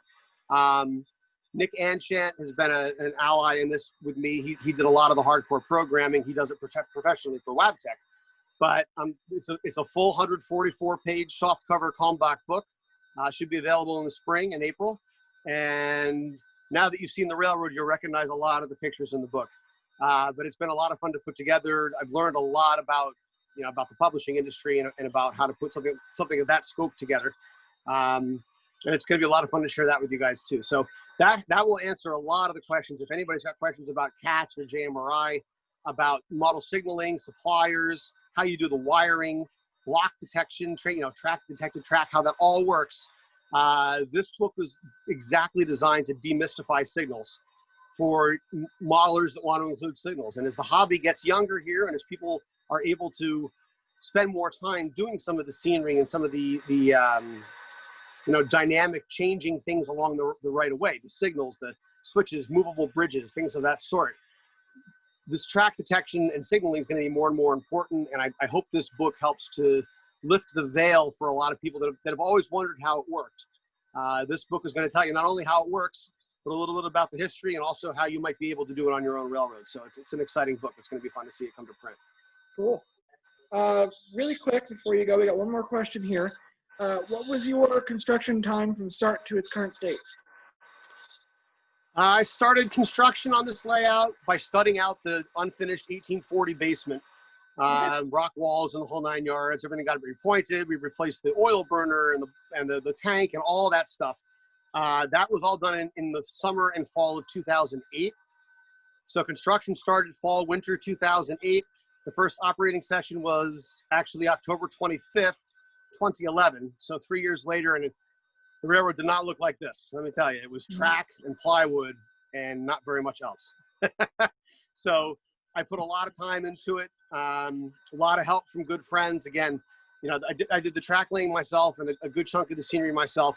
Those key scenes though, I-81, the farm scene, and what will be Fayetteville up here behind me, that's all done by Jason Warmeck, who volunteered his time and loves to model and has really embraced sort of the concept of the teamwork aspect of this. And, a layout like this, it takes a lot of energy, it takes a lot of time, but if you accept help from others and you provide a vision of what you're looking to get, you hold on to what you want to hold on to. But there are people out there that really are good at what they do, and allowing them to come in and bring their knowledge and put it to work on your railroad. First of all, it's more fun than working by yourself. Second of all, you get a heck of a lot more done. So it's been a real collaborative effort. It's been a lot of fun. So long story short, we just passed our 10th anniversary of the first operating session, and the railroad's roughly it's been about 12 to 13 years from nothing to what you see right now. Probably with another year or two of work to go. As you saw, there was plenty of scenery left to go, and I'd like to add a deep staging level so I can stage a coal train and probably one of the Albany grain trains, one of the GRA 40 whatevers, 408s or 410s that used to run down there to the Port of Albany. So exciting stuff. Awesome. Exciting stuff. And I hope to see you guys tonight. The cool part about these Facebook Live videos, it's not unlike this. I'll narrate it and we'll talk through what's going on. But the cool part is the railroad comes to life. So tonight we're going to have several remote operators from Pennsylvania and New Jersey. The railroad will be dispatched remotely. The dispatcher won't be on the property. Facebook Live will be 9 Eastern tonight, 9 p.m. Eastern time on the Onondaga Cutoff Facebook page, which Brock generously posted for you guys before in the comments section. And again, if you just Google Onondaga Cutoff Facebook, it'll pop right up. But you'll actually get to see an operating session and hear the radio and hear the hotbox detector, and it's a lot of fun.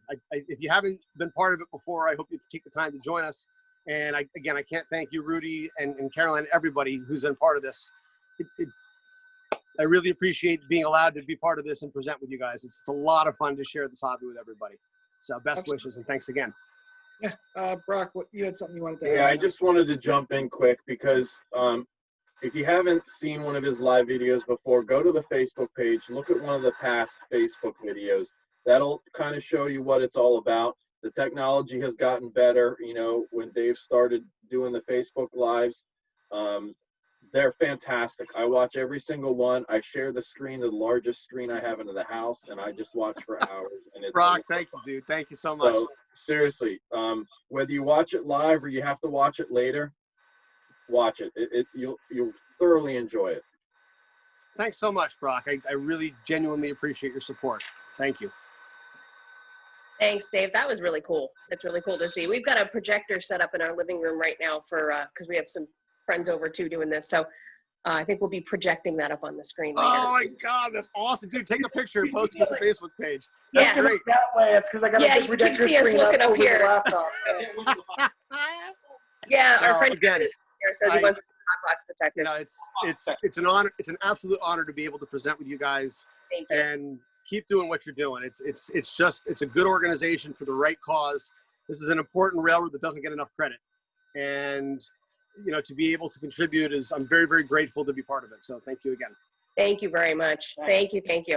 So we will move forward here. If you want to unshare your stuff there. Oh no, you're just. I got it. Yep, I'm just going to mute myself up here. Thanks again. Thank you. So next up we have Greg Lund. Greg was recommended to us by another member, and he didn't actually give me the member's full name. Hold on, I gotta unmute Greg here. Where'd he go? Can you hear me now? He's unmuted. There we go. There, now we can hear him. Okay. I had a single name, I think you had said to me. So which member had passed this on to you? Duncan Richards. Okay. So Greg has an extensive history with Conrail, and we thought it would be interesting to have him share some of his stories and what his experiences were, and then we'll do some questions afterwards. So Greg, all you. Okay, I guess in the background, I guess, what do I hit share screen here? Yes. All right. Can you see that? Yes, we can. Okay. Well, I mean, a little bit about me. I just recently retired as a locomotive engineer on CSX after 41 years on the railroad. I started in 1979 as a tower operator in Buffalo, New York. And, I guess I've always been a rail fan.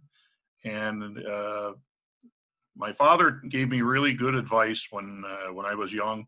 He said, find a job that you enjoy doing and it doesn't seem so much like work. And that was very, very true my entire career. Like I said, I started as a tower operator, and I knew my time in the towers was short.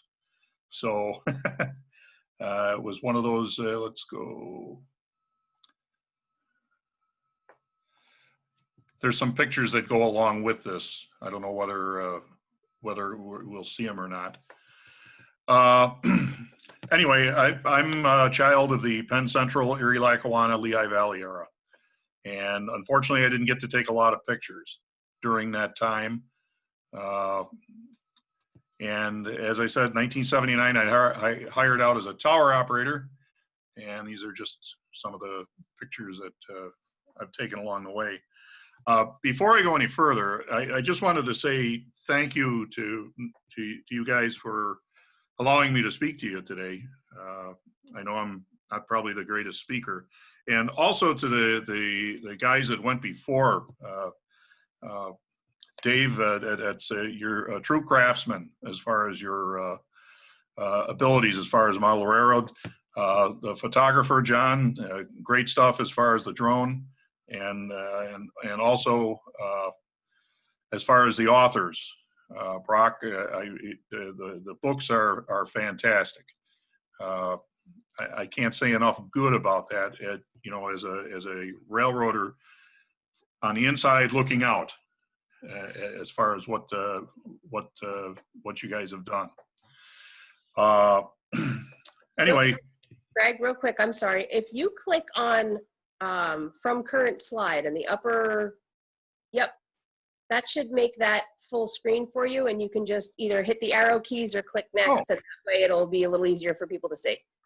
See, usually I have my granddaughter do this. She's the expert as far as this. Thank you. Anyway, what this will do, it'll play in the background as I'm talking. So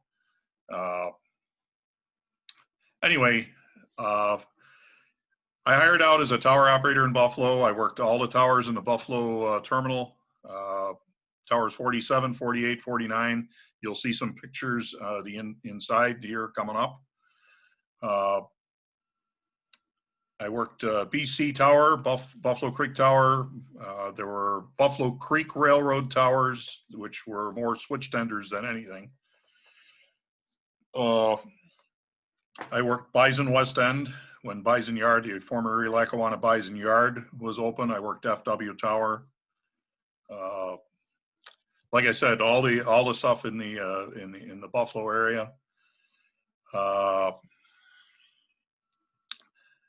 I knew my time was short as far as a tower operator, and I took a train dispatcher's test. Unfortunately, I got laid off before I became a dispatcher here, but they kept my name in waiting. So I wound up in New York City, and I worked on the Conrail's metropolitan region. And I worked all the towers in New York. Well, not all the towers on the Hudson and the Harlem side. CD Tower, HM Tower, OW Tower, NW Tower, and North White Plains on the Harlem line. I became a dispatcher in 1982. I worked all the territories radiating out of Grand Central, the former New Haven side, which I see a former New Haven locomotive here on one of the slides. I worked the Harlem line, and I also worked the Hudson line. And at that time, we had the Hudson all the way up to Schenectady, which was controlled by, the northern part of it was controlled by Lab. 1983, all that territory went to Metro North. I worked for Metro North until 1985 as a train dispatcher, assistant supervisor, train operations,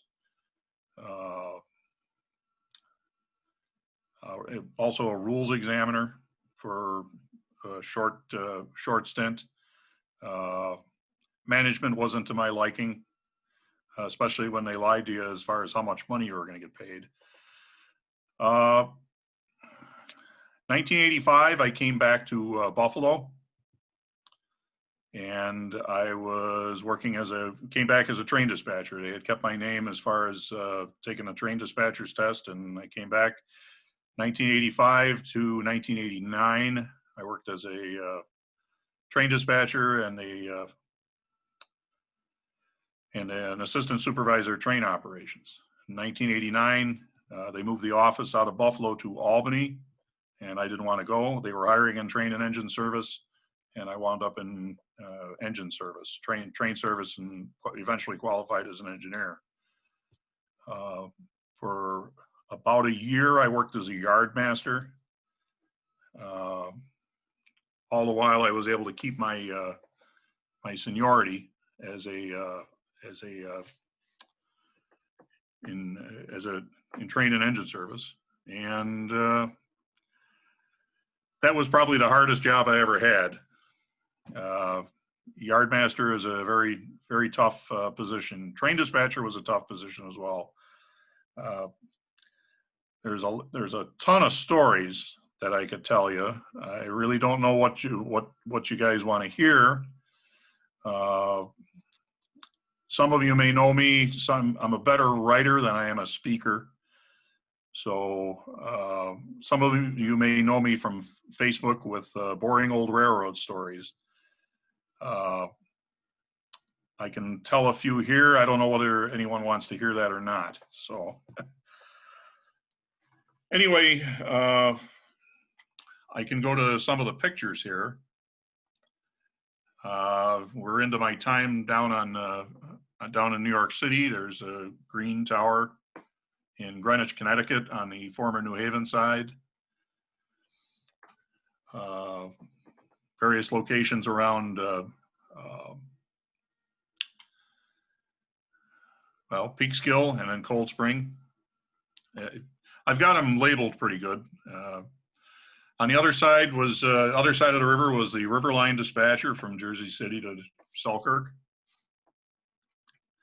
And this was the Metro North dispatching facility on Madison Avenue, 347 Madison Avenue in New York. And these were courtesy of Dewey McElwee. For whatever reason, during that time, I didn't take a lot of pictures. I came back to Buffalo, and these boards that were here, and let me see if I can pause this. Pause. It always helps hit pause. These boards at one time were in Rochester, New York, and in the station in Rochester, and then were eventually moved to the Buffalo Central Terminal, on the 4th floor of the Buffalo Central Terminal. He actually took out walls to take them out of Rochester and actually put them into Buffalo, brick walls.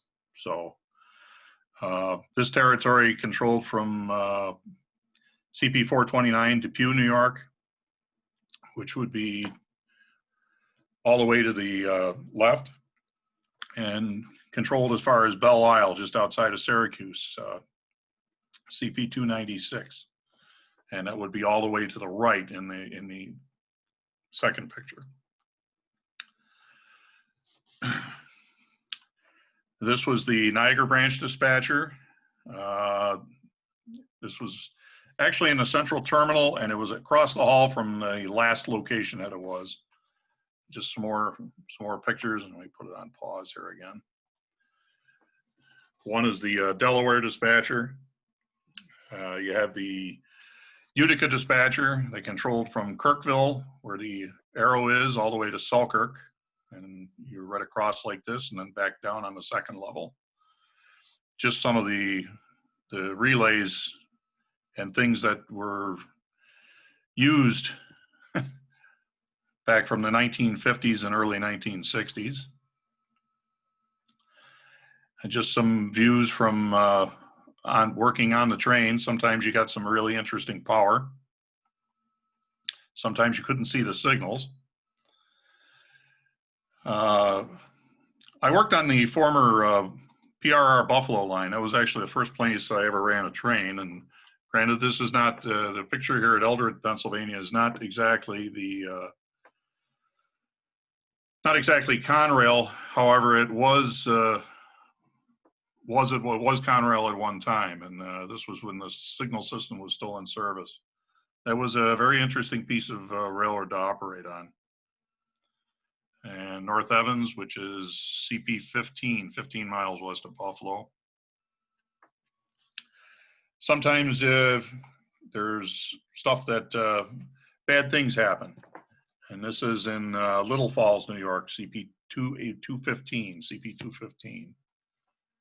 They had a derailment where one train derailed into the side of another. Again, more pictures. For a while, I worked out of Rochester, New York, which was, again, a really interesting place to work. We used to service several power plants as far as delivering coal. Worked the Southern Tier. Granted, I don't have too many pictures of Conrail on the Southern Tier. It's more CP. Most of the trains on the Southern Tier, I worked. I didn't have my camera with me, but I did on this one particular day here at Swains, New York, where we were going in behind another train who was waiting for two other trains to come in the opposite direction.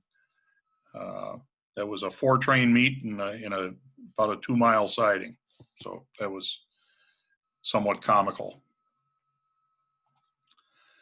When I was a yardmaster, and these are now gone. This was Frontier Hump. For those of you who are history fans, Frontier was the first of the electronic yards built on the New York Central, and these GRS panels dated from that time. It was quite the place at one time. A view from the Yardmaster's Tower.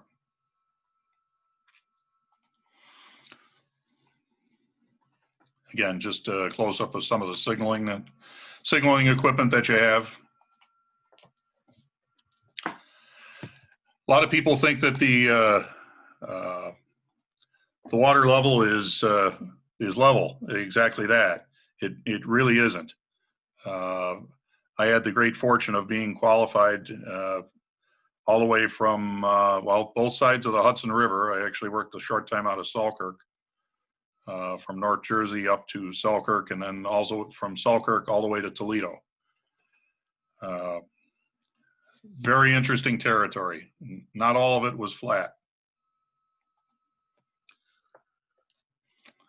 Just a picture of some of the signal bridges, a picture of the inside of the Central Terminal. Buffalo Central Terminal, which they're actually doing a very nice job as attempting to restore. The picture on the train is at CP 300, Warner's, New York. Just some pictures of on the job, Niagara Falls, Wheatfield, New York, the geometry train. Just some pictures from the cab.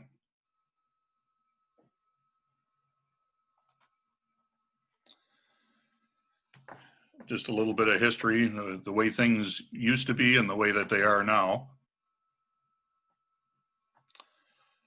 I was qualified to Somerset, New York, which is a Somerset Railroad that was actually under Conrail as well.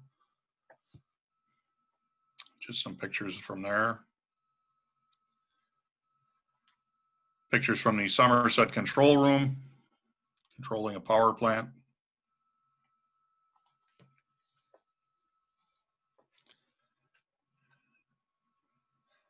Again, pictures from the cab. A lot of this is CSX because I haven't scanned a lot of my slides yet.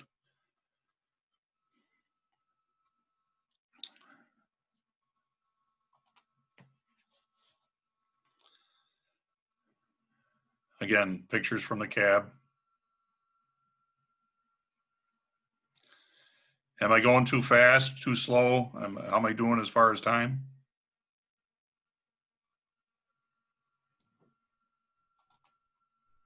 Looks good to me. Okay.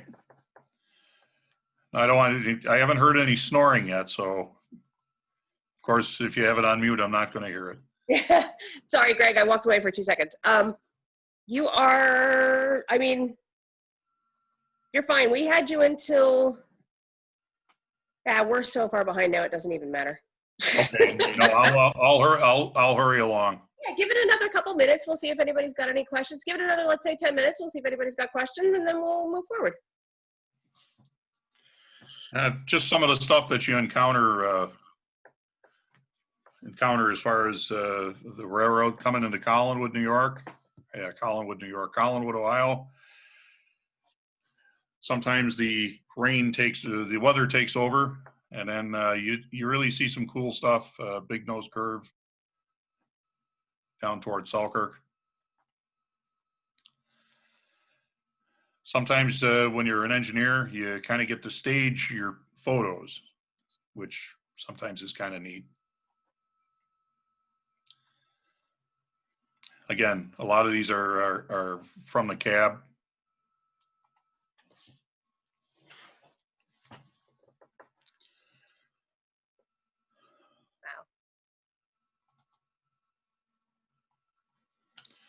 Sometimes you get to operate some relics as a locomotive engineer, for sure.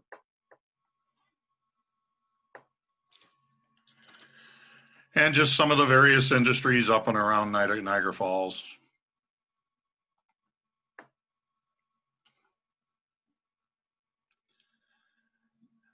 Some of the stuff, the quote, modern stuff on locomotives.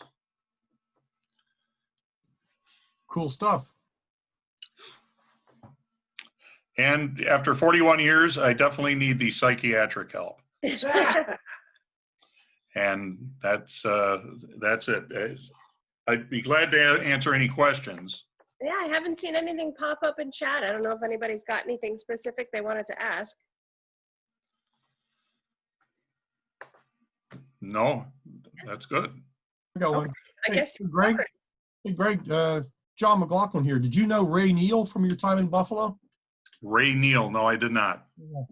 He hired me. He got his start on the Lehigh Valley side as a towerman in Buffalo, and then went into dispatching and supervision for, I guess, Erie Lackawanna before, and then into Conrail. No, I don't recognize the name. Okay. You know, there were so many guys that were on our like our towerman's roster and our train dispatchers roster that I never met because they were already advanced into management. Yeah, I was asked because Ray's the guy who hired me on the Conrail in '79. So I'm just curious. No, I don't recognize the name. Okay.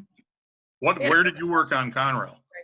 I worked mostly out of headquarters in Philly, but I spent a 2-year tour of duty on the region operations desk in Detroit in the Michigan Central Depot. Oh, you probably knew Mike Jositis. Yes, very much. Yeah, I remember Michael. Yep, third trick on the operations desk when I was there. Yep. Yeah, he was afternoons when I was the assistant supervisor in Buffalo. We went to the Western region briefly, and I always appreciated the Western region sticking up for us whenever we made a decision. There we go. Yep. We did get a couple of questions pop up here. Oh, sorry, I thought you were done, John. I'm sorry. That's good. Good, Ed. Thanks, Greg. Good stuff. Thank you. So Ed Kapuscinski is asking if you have any in-industry photos from your Conrail stuff. Yeah, the reason I asked, I forgot to mention this earlier, I was talking about stuff, but I'm working on this book project in the very, very beginnings of it, of trying to do what I'm calling Conrail at work, where, you know, photos and information about Conrail serving its customers. Specifically, you know, because I found it difficult as a modeler trying to find photos of like, oh, you know, here's what it actually looks like at the plastics plant, you know, stuff like that. So, you know, I know you had some really good ones from the CSX era. Do you have any of that stuff that's a little bit more vintage? I'd love to talk with you about it if you do. I don't know whether I have stuff from the Conrail era. I was primarily CSX. When digital became a big thing, I got back into photography. So it makes it a lot easier. It definitely does. Cool. Thanks. Alexander's asking what your Facebook page is for your stories. I don't have a Facebook page yet. Okay. I don't know, and I don't know whether I don't know whether people would there would be enough of a following for boring old railroad stories. You want to link, I think Rudy just said you have a website. If you want to type that in the chat when we're done, feel free. No, I don't have a website either. Oh, okay. Okay. Gotcha. Brandon asked, as a tower operator, just how much freedom did you have with clearing train movements? Did you coordinate amount operators? Or did you coordinate the amount of operators or did everything by dispatch orders? You did everything by dispatcher's orders. Oh, among operators. I'm sorry. I see your correction, Brandon. Right. There was a lot of communication between operators, but like on the metro region, we had one train dispatcher's desk, a desk that controlled all the movements in and out of Grand Central Terminal. So we had 11 miles of territory, 4-track territory, and there were 3 towers in Grand Central, towers 4, A, B, C, and U. NK Tower at the mouth of the Park Avenue Tunnel, MO Tower where the Hudson and Harlem line split, and Woodlawn Tower where the New Haven and Harlem line split. And that required a lot of coordination between everybody. I mean, a train dispatcher in that case is kind of like an orchestra leader. And then hopefully that answers your question. Then Jeff asked, how much were you involved with the Niagara branch during your time in Buffalo? Brandon says, thank you. I guess that answered his question. So how much were you? I worked the Niagara branch dispatcher when I came back to Buffalo, and I worked the Niagara branch up and down between Buffalo and Niagara Falls quite a bit. I mean, if there's any kind of specific question, I might be able to answer it. At least I hope I could. Not seeing a specific, if Jeff, if there is a specific question and we move past this and you happen to type it in, we can always get in touch with Greg too. Right, I've actually got it up here, so if I see it, I can probably answer it. Perfect, perfect. Awesome, thank you so much.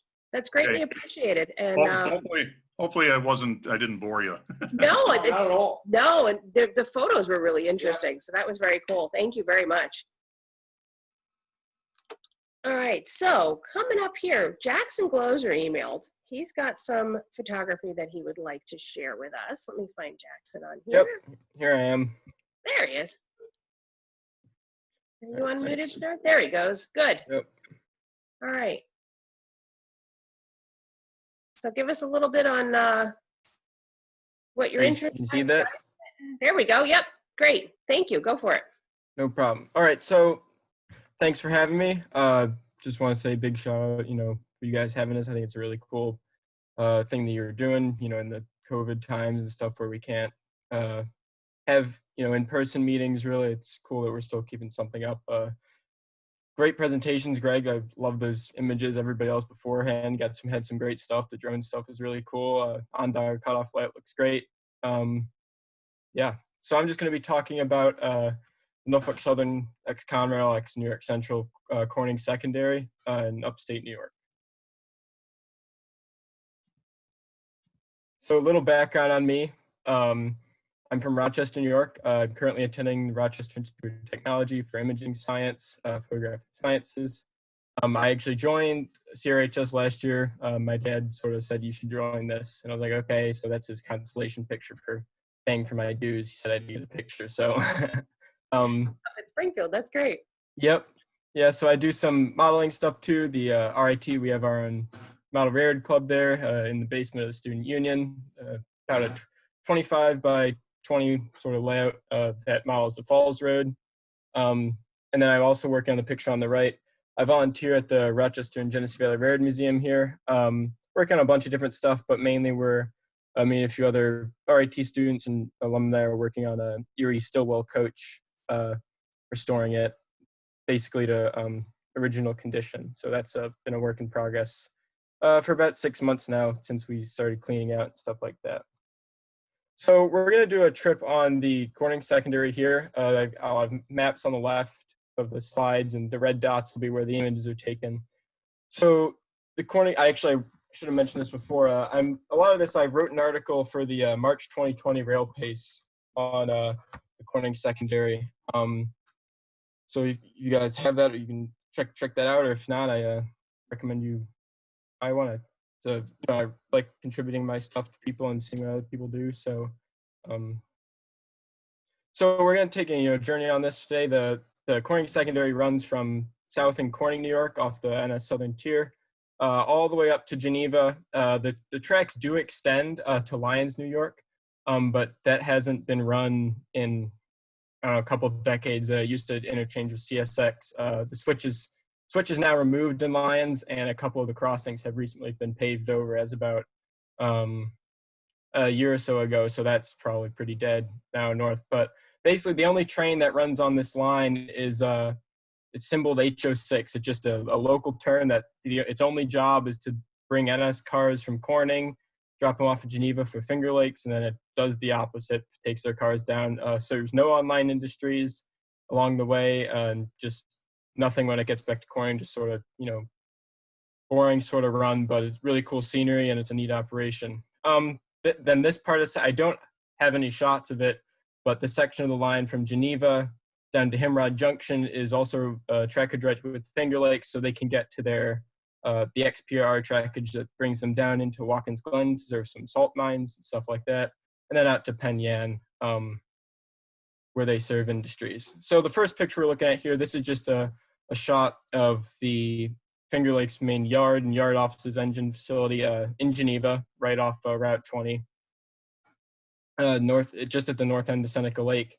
So you can see here the GS2 is pulling in on a westbound run. GS2 is the sweep job that runs from Geneva to Syracuse. Actually, Solvay just switches some cars and basically takes all the cars from the online industry and the switching job and brings them back to Geneva. So they're pulling in. And then on the right here, they have a fleet of GP38s and B23-7s. Two of the B23s are still in original Conrail paint. Now they actually have left the Finger Lakes, kind of left the Finger Lakes Road. Finger Lakes has a switching contract in north of Syracuse and Fulton, New York. I believe it's a propane grain facility, something like that. But those engines are captive switchers up there as of about a year or so ago. So they don't see any action on the main line, and you can't really shoot them up there. So I have a few shots of them, but around.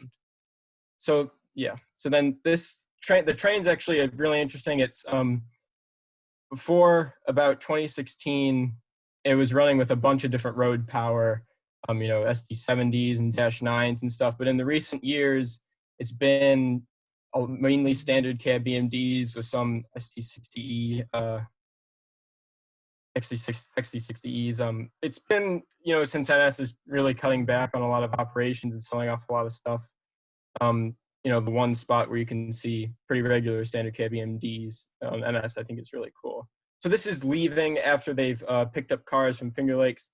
This is leaving Geneva Yard, right in downtown. Cool, the Geneva Conrail sign next to the yard limit sign. I believe there is a bunch of these on the line, Beaver Dams and stuff like that further down south. But this, I believe, is the only one that is left in its original position.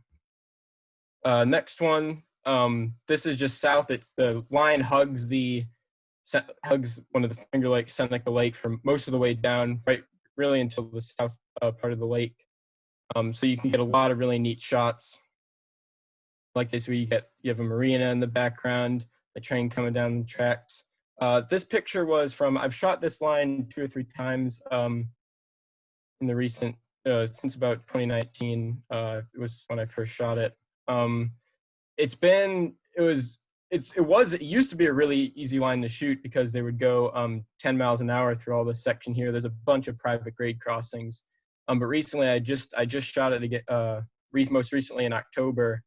And I was standing here setting up for this shot, looking down my viewfinder for my cameras. They're going a little bit faster than 10.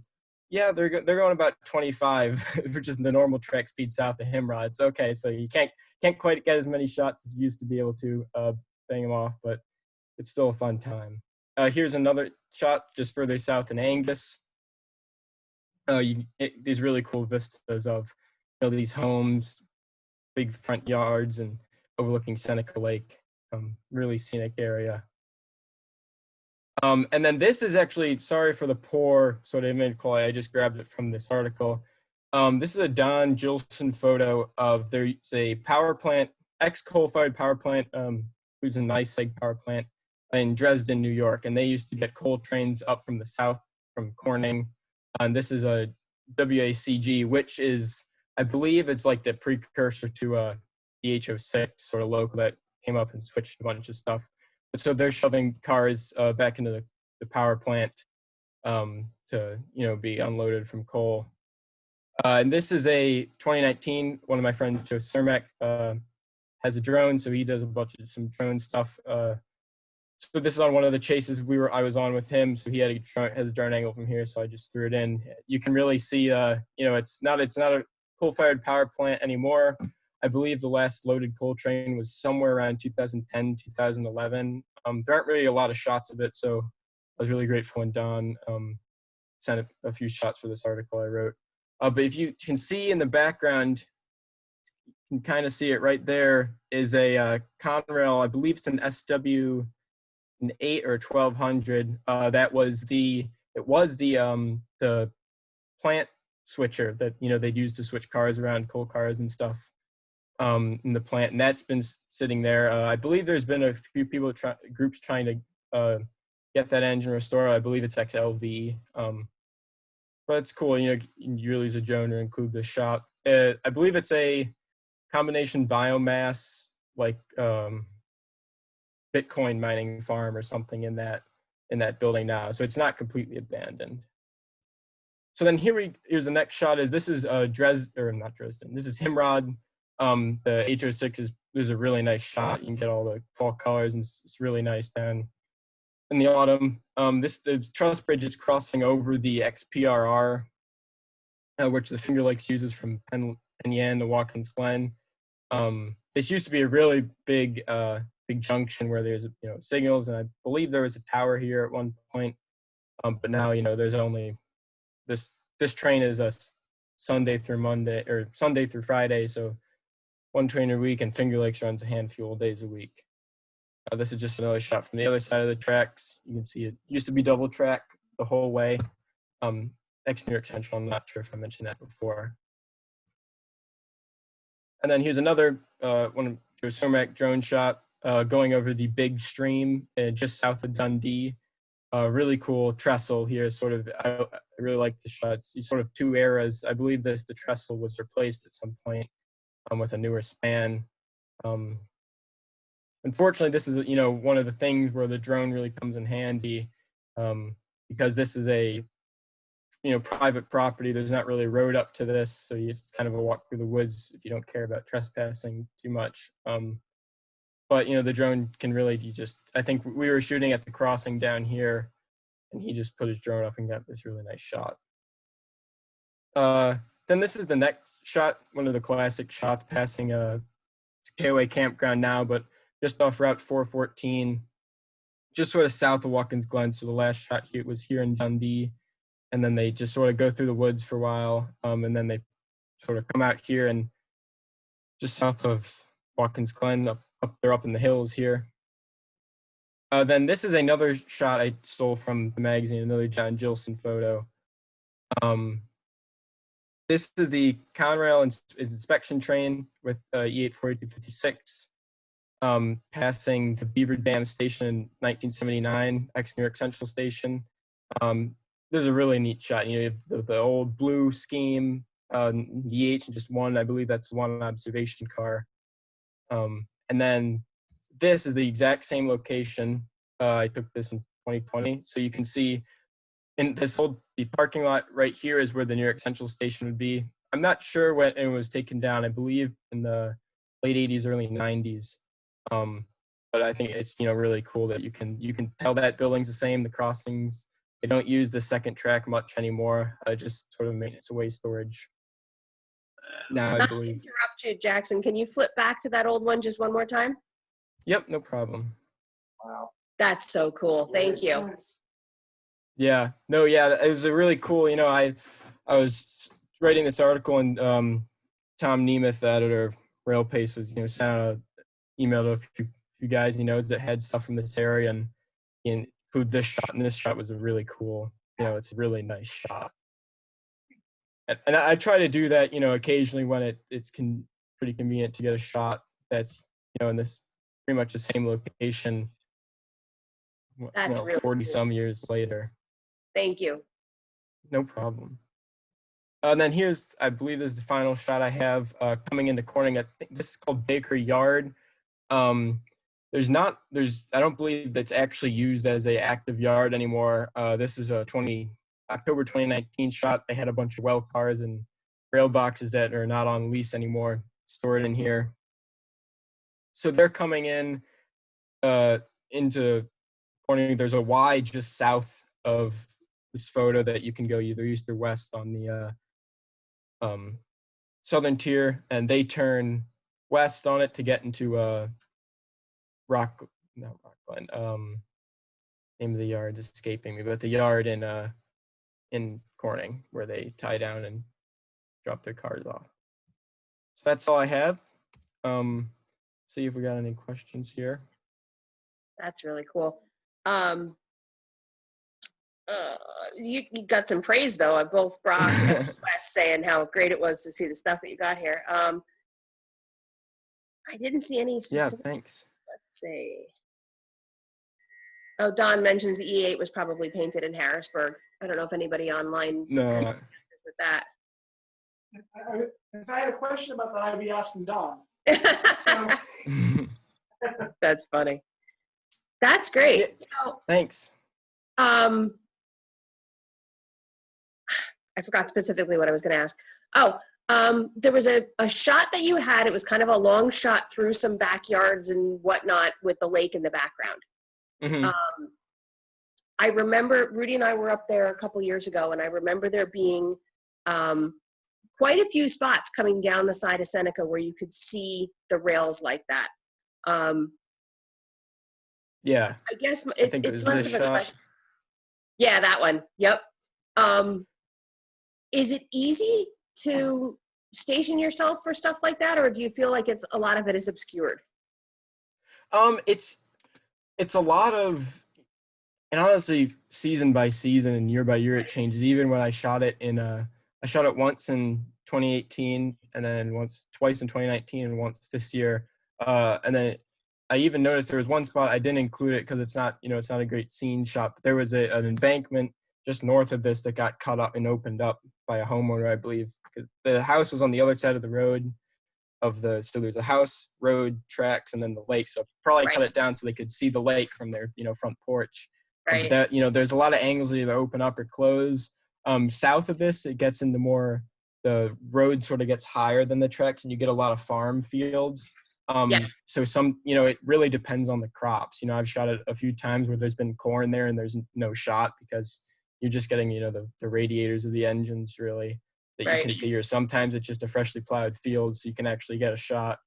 And it really depends also too on what time they run. I only shoot it in the fall, really, mainly because they go on duty around 7 in Corning and get to Geneva around 10:30, 11. And in the summer, that's all high sun, basically. So it's, it's not really worth shooting. And same in the autumn, but you can get, really good shots. There's not high sun around this time of year, so you can get really nice shots down the tracks. And it's a north-south line, so if the sun's directly south, you can get some nice head-on shots. And they turn, especially down here, where they turn west and stuff by Beaver Dams and stuff, you can get some good shots.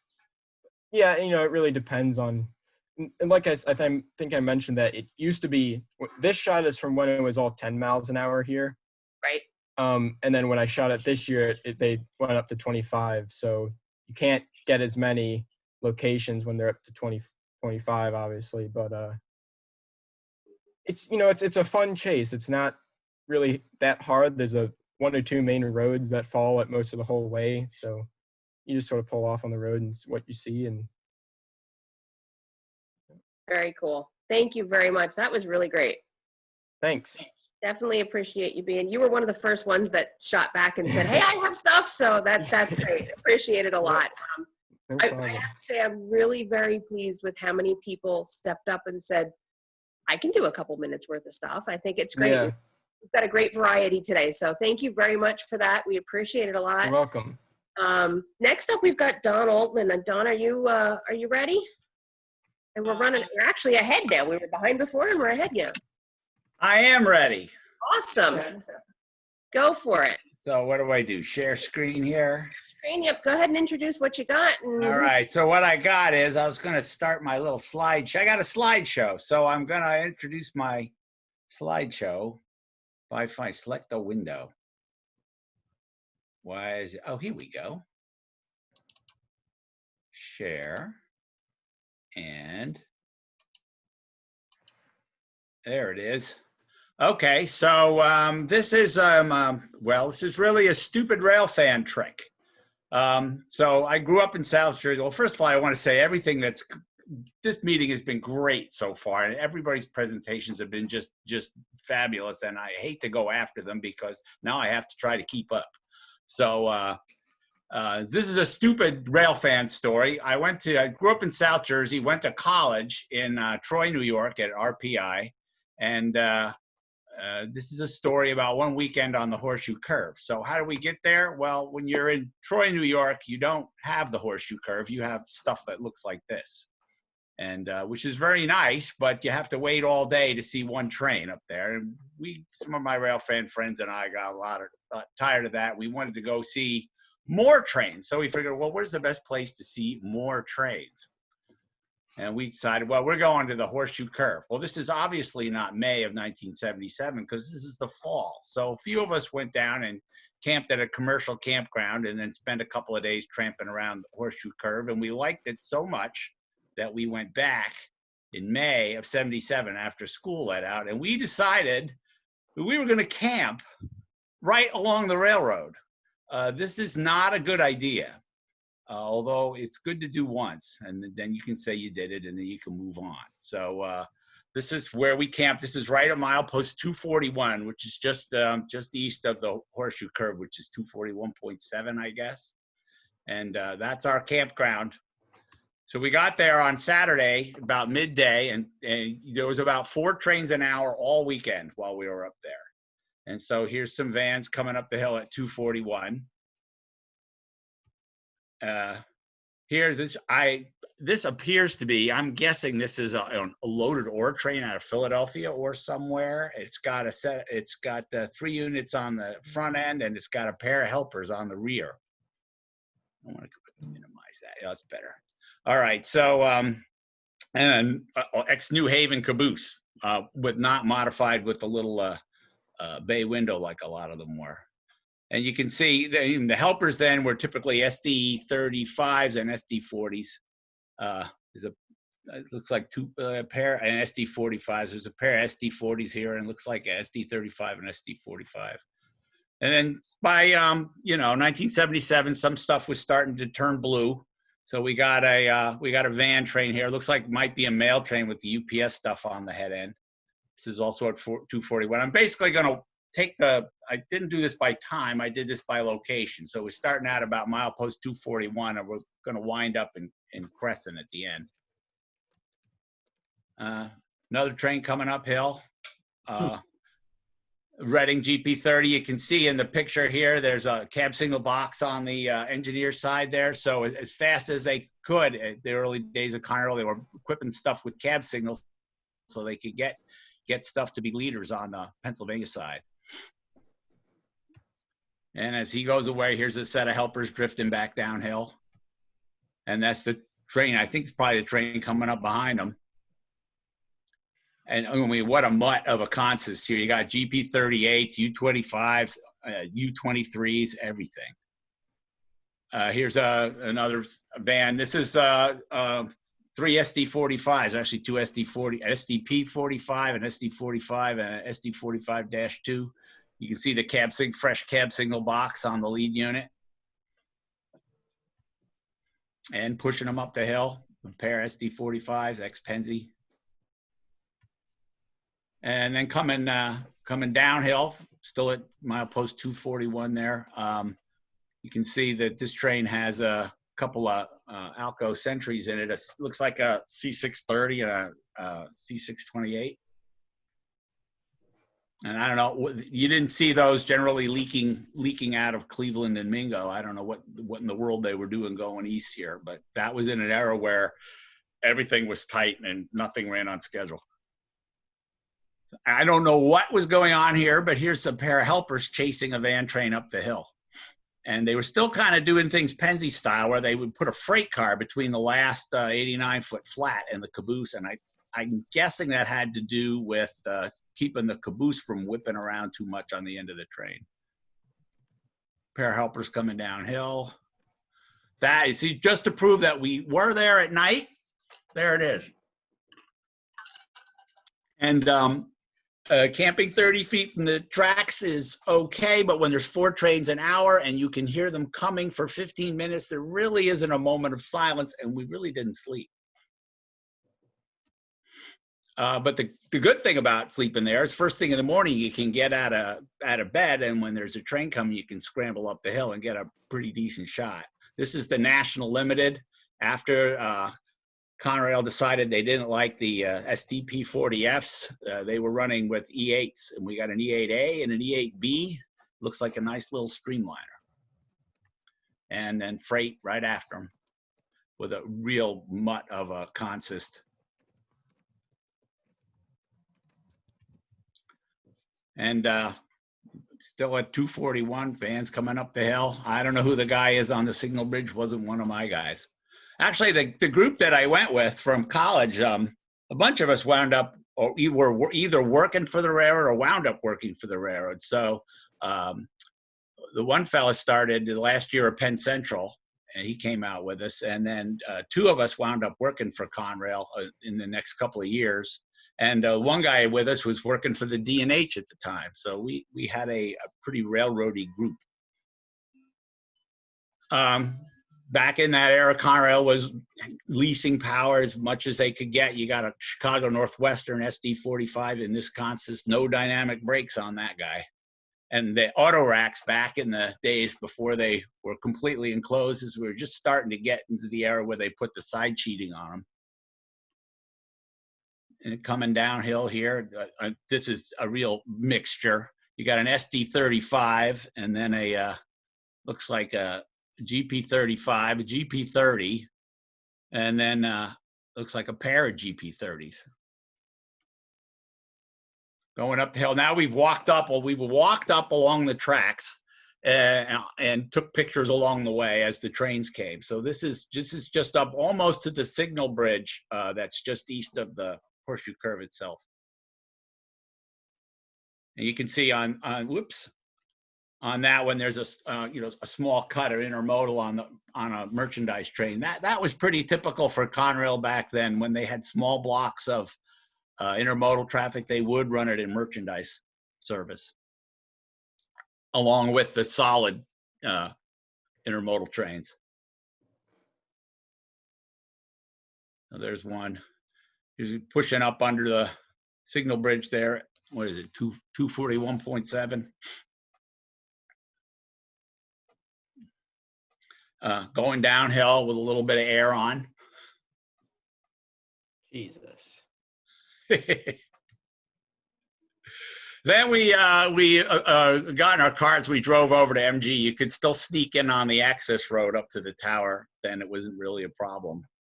And we hung out there for a while.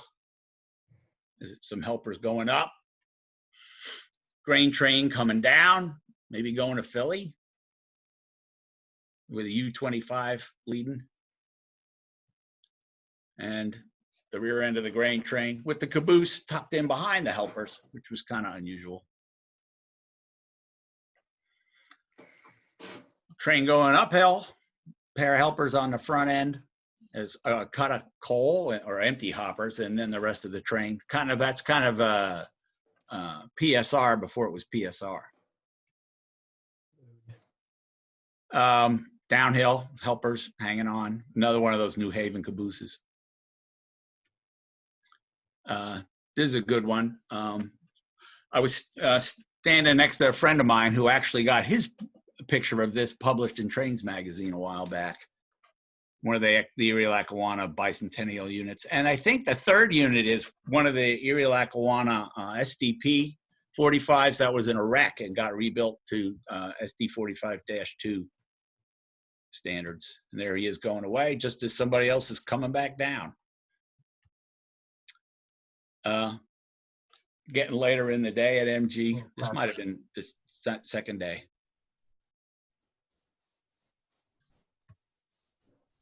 Going uphill. Penzi showing through on the side of the cab there, the Keystone. Then we walked from MG. We walked all the way up and around to Benny. So it was really kind of neat to do. You got to see all kinds of things from all kinds of different angles. There you go. It looks like the brakeman or conductor is interested in getting the third unit started again, although he was doing okay. And pushing. And another train right behind us. Like I said, it's like there was 4 trains, 4 movements an hour. Usually, you know, a lot of it freight trains, sometimes just a helper set, but that was kind of the average. And it was considerably busier than it is now. Another Erie Lackawanna SD 45 leading. Oh, a CNJ SD 35 is his trailing unit there.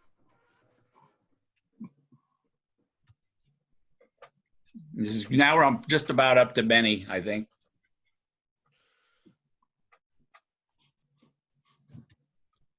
And yet another train, some mixture of blue and a Reading unit back there, and lots of black. And then we went up to Crescent for a little bit, and this is right at Crescent on the what would be the north side of the tracks there. Vans coming through, a helper set sitting there, and a merchandise train next to them. And coming the other way. EMD units are all seem so tall, and then you got that little U25 kind of tucked in as the, what is it, the 5th unit here. We got a set of helpers on the head end here, gonna help hold them back. And I don't know what they're doing on the right hand side of the photo there. They're messing with something. I don't know what. And then there was a bridge, a rail bridge at Crescent it led over to the yard on the other side. And you could sneak up there and take pictures, and we did, and nobody would hassle you. And it was a good spot to take pictures, especially in the afternoon. So this guy's going downhill. There's MO Tower in the background. And some empty hoppers maneuvering around. It had this GP9 on the one end, and it had an SD40 on the other end. And they went through MO, and then they crossed over all 4 tracks and went up into the yard. And at the very end of our trip, it was just happened to be, we didn't know, but there was a steam excursion supposed to happen that weekend, and we just stumbled on it Sunday afternoon. It was running very late. They took the train from Crescent down to Altoona. They pulled it down with a pair of helpers, and they cut the steam locomotives off, turned them on the loop, and then up at Gallitzin. And then they dragged them back downhill with another set of helpers. And that's 2102, which is now what, at the Reading and Northern. And the other guy, the 4070, that's that guy in Sugar Hill, I think, has that engine now. Was it ex-Great Western? I don't remember exactly. Anyway, so there they are dragging it downhill. Well, now it's late on Sunday, and we all have to go to our summer jobs or back to work or back to school. So we beat it out of there, and that was our crazy weekend of camping on the Horseshoe Curve. Wow. That's fucking cool. And that's what I got. Nice, Don. Really nice. Awesome. As somebody who has camped on the curve more than once, no, you do not get any time to sleep. Yeah, I was gonna say the same thing. That was a rough morning after that night of quote unquote sleep. Yeah, the first picture popped up and Rudy goes, "How the hell do you get any sleep like that?" It's really cool. It's really cool at about 9:30 at night when it's dark and you hear the first train. You can almost hear him coming at Altoona, and he's coming, and he finally grinds by. He says, "Oh, that was really cool." But 2:30 in the morning when you're no. Just never ever stop. And as a railroader in going by those situations, sometimes we don't let you sleep. Yeah, yeah. Mhm. Well, I mean, they couldn't do much more than they were doing. I mean, everything was in notch 8, and this was the days before they had put the mufflers on the locomotives and stuff. They were loud. The horn didn't make it that much louder. No. Don, you want to talk very briefly about your experience at Conrail, because you had a very interesting kind of experience. You worked in research and some other stuff like that. Yeah, I did a few things. I was a mechanical engineer, and I started out working in the equipment engineering department after spending 9 months as a trainee in the mechanical department. And I wound up handling locomotive specifications and helping out the test lab in Altoona while they started out in Cleveland and moved to Altoona. I helped them out with doing fuel tests. Sometimes it was a friendly relationship, but a few times it was supposed to be an adversarial relationship, but they were my friends, so that never was. And after being in the mechanical department, I went into the intermodal department. I actually met John in the intermodal department, and I was there for a couple of years, did some work with intermodal terminals and intermodal train schedules. And then went into transportation planning and was there till the end of Conrail when I went to Norfolk Southern, so in Atlanta. Cool. Thank you very much, Don. That was all right. You're welcome. Hell of a presentation. You've even managed to get the cat involved. Yes. She's been hiding today, and she all of a sudden came downstairs and watched. Is that a CSX cat? Is that a Chessie cat? No, her name is actually Cat. There's a whole story to that. But. Okay. Okay. Well, last but not least, John, you're a little early here, but do you want to do your presentation on modeling 60-foot all-parts boxcars in HO scale? Yeah, very cool. Okay. Let's see if I can do this. Okay, share. Okay. There you go. Okay. Where am I? Here you are. Okay. You go up to, yeah, just maximize that. yeah. There's a way to display. I can't see On my the screen bottom, real well. bottom right where it's 100%. Yeah. The little projector screen Oh there. yeah. Nope. Go back to 100%.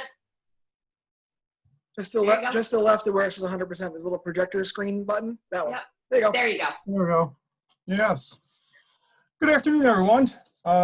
It's a great pleasure to be here with all my fellow ex-cons and con fans and students of the industry. Just wanted to initially start by thanking everyone who's running this organization, who's contributed to preserving Conrail's history, especially for those of us who were too busy, too preoccupied, or otherwise indisposed to document Conrail's history while we were in the offices and on the trains making the railroad run. It's really refreshing, and it's really heartwarming to see so much cool stuff documented from what we achieved. So I've taken my Conrail experience into model railroading a little bit, and one of the things I'm working on is to figure out how to model some of the 60-foot auto parts high cube box cars that Conrail rebuilt at Hollidaysburg between like 1984 and 1990. This is kind of like the research phase. I'm trying to figure out what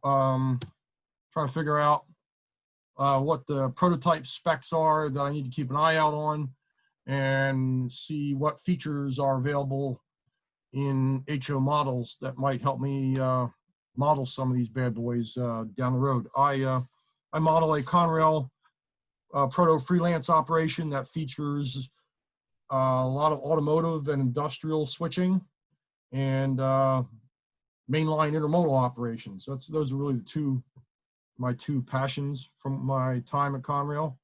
The goal was to kind of capture the flavor of Conrail's automotive operations around Detroit, which is where I was stationed for about 2 years. And then along the Chicago line, main line, mostly based upon my interest in intermodal. So these are the two cars I've started to focus on, the class B60C and B60D. Most of this information about the prototypes comes from the Conrail Historical Society's online photo archive. So there's a plug for Ed and all the work that he's done. Not only does it have just the photographs, the lead-ins to the different sections of like Conrail of B60C boxcars, it gives you a brief genealogy, where the cars came from, how many there were, that sort of stuff. So these cars were assigned to Fisher body plants in Kalamazoo, Michigan, Marion, Indiana, Parma, Ohio, probably a couple other places I'm not sure of. And they handled stampings, body stampings for automobiles, which were not moving out of these plants in 86-foot cars because the plants themselves were not configured to handle the 86-foot cars. I got my indoctrination into Conrail's automotive business when I was transferred to the Northern Region headquarters in Detroit, worked in the Michigan Central Station. We always called it the depot, but people keep wanting to call it the station, but Michigan Central Station on the 4th floor. Beautiful structure. Fortunately, is now in the care of the Ford Motor Company, who is refurbishing it to become the headquarters of their advanced mobility product team in Detroit, in what's called the Corktown section of Detroit. Had a chance to visit the site when I was out there visiting my brother-in-law in September. It always really did my heart good to see the old lady coming back to life. I aspire, so I've taken this, a lot of time, 2 years chasing down hot auto parts cars on the operations desk, making sure trains got to Toledo, Elkhart, Avon, Buckeye, make their connections. So automotive is still pretty thick in my veins. From a modeling perspective, I'm modeling these cars because they're kind of unique. If you look at these cars have you can see the seam at the top 2 feet, where Hollidaysburg added roughly 2 feet to the height of the car. The B60Cs, you notice on the ends, feature ends that were manufactured by the former New York Central dispatch shops. And they were shipped down to Hollidaysburg and assembled. And while the D car, the B60Ds, notice they still carry the dreadnought ends that reflect their PRR heritage. Here I've summarized the information that I was able to glean from the Conrail photo archive. There were over 1,200 cars in this the rebuilt 60-foot high cube fleet. I'm focusing on the 2 classes of cars at the top, the B60C, the B60D. Total about 529 cars. And I picked these out because I figured these would initially be a little more easy to model. If I have to cut car bodies and insert little 2 feet into the height of a car, it's easier to work with where the prototype inserted the extra height at the top. And they only have 1 door. Interestingly, if you look down toward the middle here, the B62D and the B62F, those cars were modified by inserting the additional height in the middle of the car. And there are some really good pictures of those cars at the photo archive if you want to take a look at them. research goals of this endeavor. I want to identify the key prototype features that differentiate the different classes. I'm not getting down to the real tiny details at this point, like where the tack boards are and the positions of the brake wheels and that sort of stuff. I'm more concerned about what are the primary components of the cars that are different. I want to identify these features so I can compare them to the models, any models that might be available in HO scale, and try to find some of those models. And then I've made an initial cut at identifying any modifications that would be required to the kit. So we're going to start with a little review of the primary features of the B60C that are I feel are key to trying to get a handle on how do I model these cars. And basically there are 6 or 7 characteristics. There's the side construction, where the height was added, the door types and how many there are and their size, the side sill, which you see at the bottom, the roof pattern and the roof angle, and then the types of ends. As on the right side, lower right side, you see this is a really good shot of what the dispatch shops fabricated as a boxcar end back in the I guess the 70s when Penn Central built the Class X 62s. Of real importance from a modeling perspective is the fact that these are rivet-sided cars. And that's a downside because virtually all the 60-foot auto parts car models in HO scale nowadays are welded seamed cars. So that drives the question of, well, how do you go about adding rivets if you want to do this car? I've highlighted 2 of the characteristics in yellow, the doors and the types of ends. And that's because these are the characteristics that tend to change most as we go through and look at the other car, the B60Ds. And we're also going to look a little bit at the B62Cs, just for perspective. One of my friends, Tom Devaney, who's a professional engineer and a real connoisseur of modeling HO boxcars, pointed out the door down here looks like it was fabricated. They just, in order to make the door higher, they just welded in a piece of plate, probably with the door off the original car. He suggested that's an interesting modeling feature to keep a lookout for. And I've noted the photo credits down at the bottom of all these. Thanks to those guys again for recording cool Conrail history. The other thing that makes these cars interesting to model, I think, is the style of roof panels that the dispatch shops fabricated. Notice it's a panel with 2 wide flat ridges in each panel. And notice how the panels do not line up, the roof panels do not line up with the side panels of the car. Unfortunately, well, one of the challenges to modeling this car will be tracking down a source of dispatch shop style roof panels and end panels. The other class of car, and I'm focusing on the B60D, has PRR heritage. Came from the PRR Classic X61F. Again, it's a rivet-sided car, and that the rivet-sided assembly technique, I'm told, belies their heritage being assembled at the Conrail's or PRR's Sam Ray shop near Altoona. That was their preferred method of construction, apparently.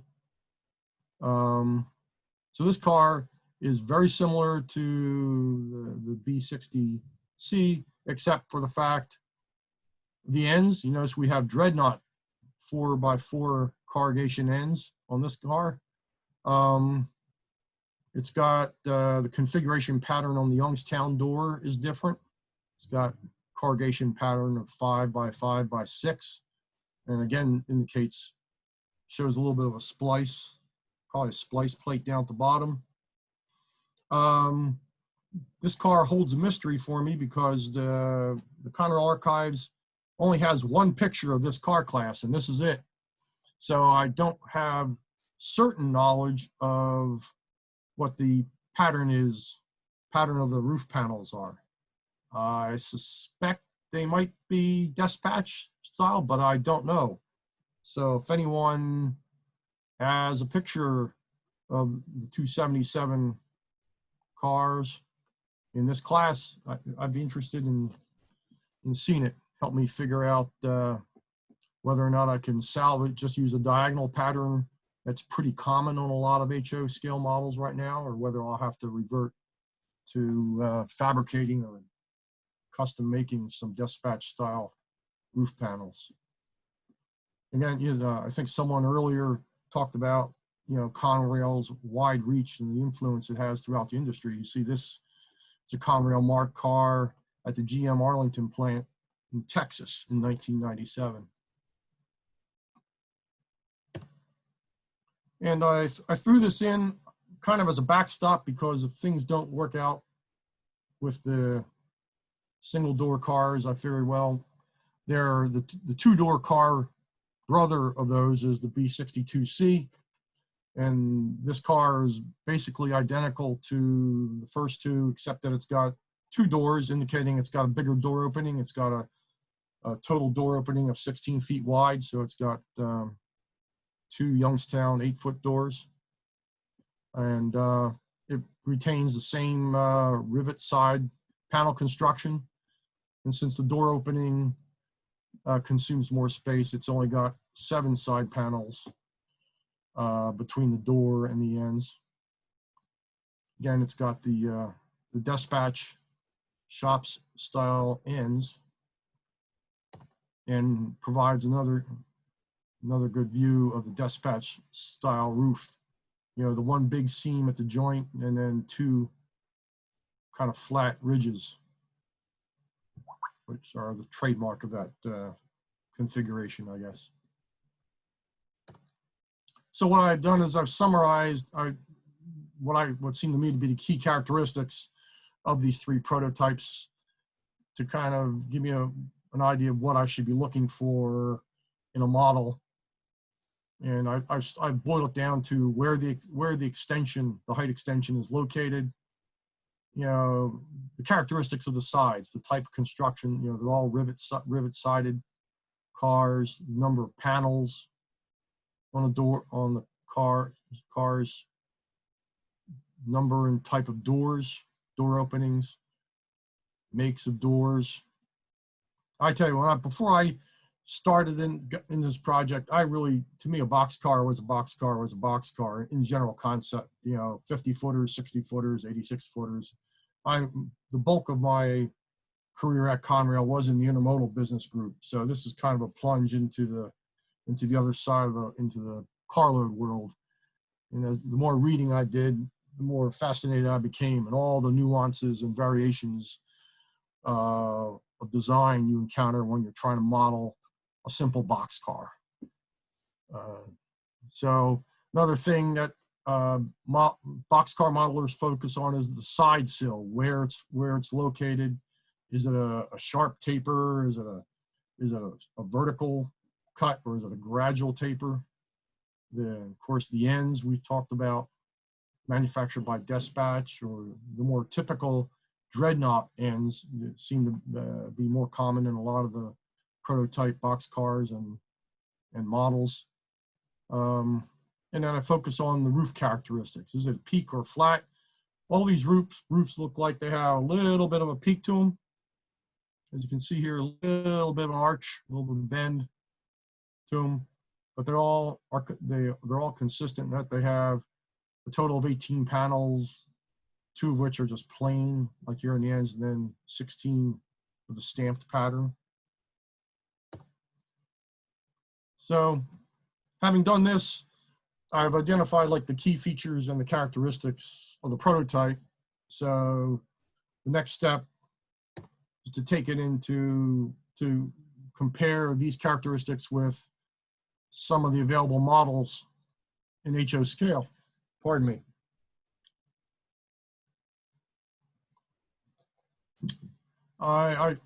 This analysis will focus on two cars, a model of a Greenville steel car, a 60-foot conventional height auto parts car that I believe looks like it's still manufactured by Concor. Originally was manufactured in kit form by Robbins Rails.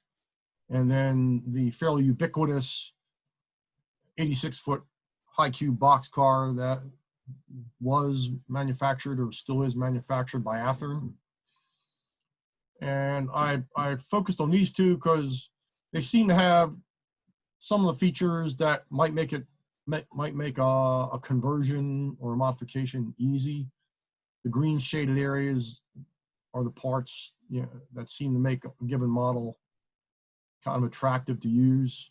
You know, it's got the Greenville car is the only 60-foot HO scale box car I've found so far that has rivet sides. So that's why it's attractive to me. It's a double door car, unfortunately, which means I'm gonna have to do some sanding and shaving to replicate a single door car. The door opening is a little bit short of what it should be for a two-door car, so I'll have to do a little patchwork on the body.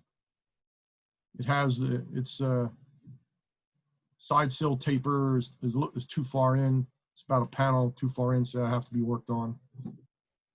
It does have dreadnought ends in the 4x4 pattern that are used up here on the B60D, so that's a big plus. And then the roof pattern, as the model comes, is more conventional diagonal stamp pattern, and but it does replicate the 16-2 pattern that the prototypes have. And an added challenge to this car is that the truck centers are a little short. So I think we'll just dive into the pictures here. This will be a lot more attractive to do it with the pictures instead of the numbers. So here's the Concor 60-foot auto parts box. It does have those nice rivet sides. That's what I like about it. It's got the dreadnought ends. Going to have to scrape off the cast-on doors, get them flush, and just hopefully just glue on one or two doors, and add a row of rivets on each side to indicate where the 8th panel should be. Also going to have to do some work on the underframe to move the trucks a little bit further out and move the couplers further in. And then the big wild card here is once I can, it'd be nice to know that this is, you know, this single diagonal style roof is the roof that the Conrail used, but I don't know that yet. So if I can find some plans or a photograph, hopefully that'll clarify that mystery for me. Let me know how much of a project working on this car will be. And I guess I'm a fan of looking at the Athearn 86-foot high cube car because there's a fairly extensive article on chopping these guys down to 60-foot cars in the February 1990 issue of Rail Model Journal. An article by Bill Durone. So the advantage of this car is it already has the high cube height. I don't have to fuss around with cutting the height into the sides of the car. The dreadnought ends are passable. They're not as clean and crisp as some of the other models are, but they are close enough for my work. I'm gonna have to. The big task with this car is it's a welded sided car, so all the seams I have to sand down and try my hand at applying rivets in several long straight lines. My car building friend Tom Devaney says, "Hey, if you can't do that, you shouldn't be modeling. All it is a straight line." Yeah, so well, we'll see how that goes. The other quirk in this model is as a trait, I think, of the Thrall cars. the panel at each end is recessed where the grab irons, where the grab irons are. And so that'll have to be filled in, sanded, and corrected. So, and, you know, next steps, I've got some, I've been blessed by establishing contact with Dick Dawson, who was featured in the our Conrail quarterly article about the Conrail's 86-foot high cube boxcar. He was able to refer me to a couple of former Conrail employees in the mechanical department who might have some background on the planning and construction of these cars. So he's provided me some contact information. I need to reach out to those folks, see what I can learn. Seems to be a wealth of knowledge on the modern freight car list that I just joined. So I'm going to put some of my needs and wants out there, see what I can learn. And last but not least, I'm hoping to hear from some of you guys out there in webland, if anyone's got any more photos or interesting information about these cars, especially the roof on the 277 series, the B60D cars, so I can confirm the roof type. You know, going forward, it's going to be a big challenge. If I model the B60C, I'm going to need to figure out how to fabricate or acquire dispatch shops, ends, and roofs, and find the doors. And maybe I'll find another HO scale car to kit bash this project from. Hopefully, I'm hoping to get some of these questions answered to the point by maybe the second quarter of next year, where I can start working on a prototype. So my goal is to ultimately build about 9 of these. The service plan for my railroad indicates I should have 9 of these cars in my pool to serve the Fisher Body plant on my railroad.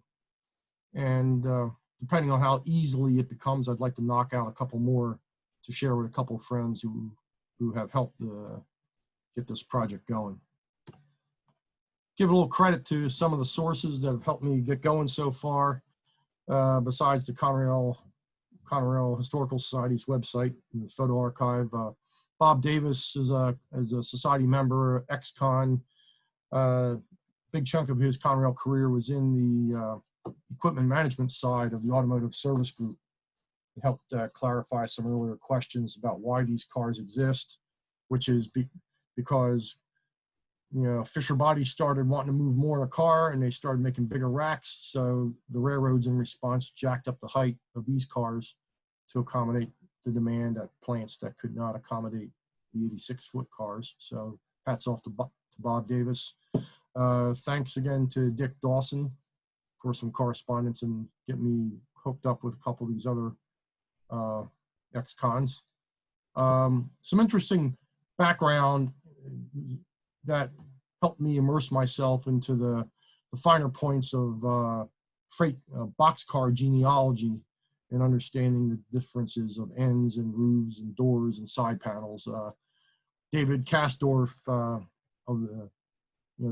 formerly of the Society of Freight Car Historians, published a monograph about 60-foot auto parts boxcars, which includes some nice black and whites of predecessor Conrail cars and some of the rebuilt cars with the raised roofs.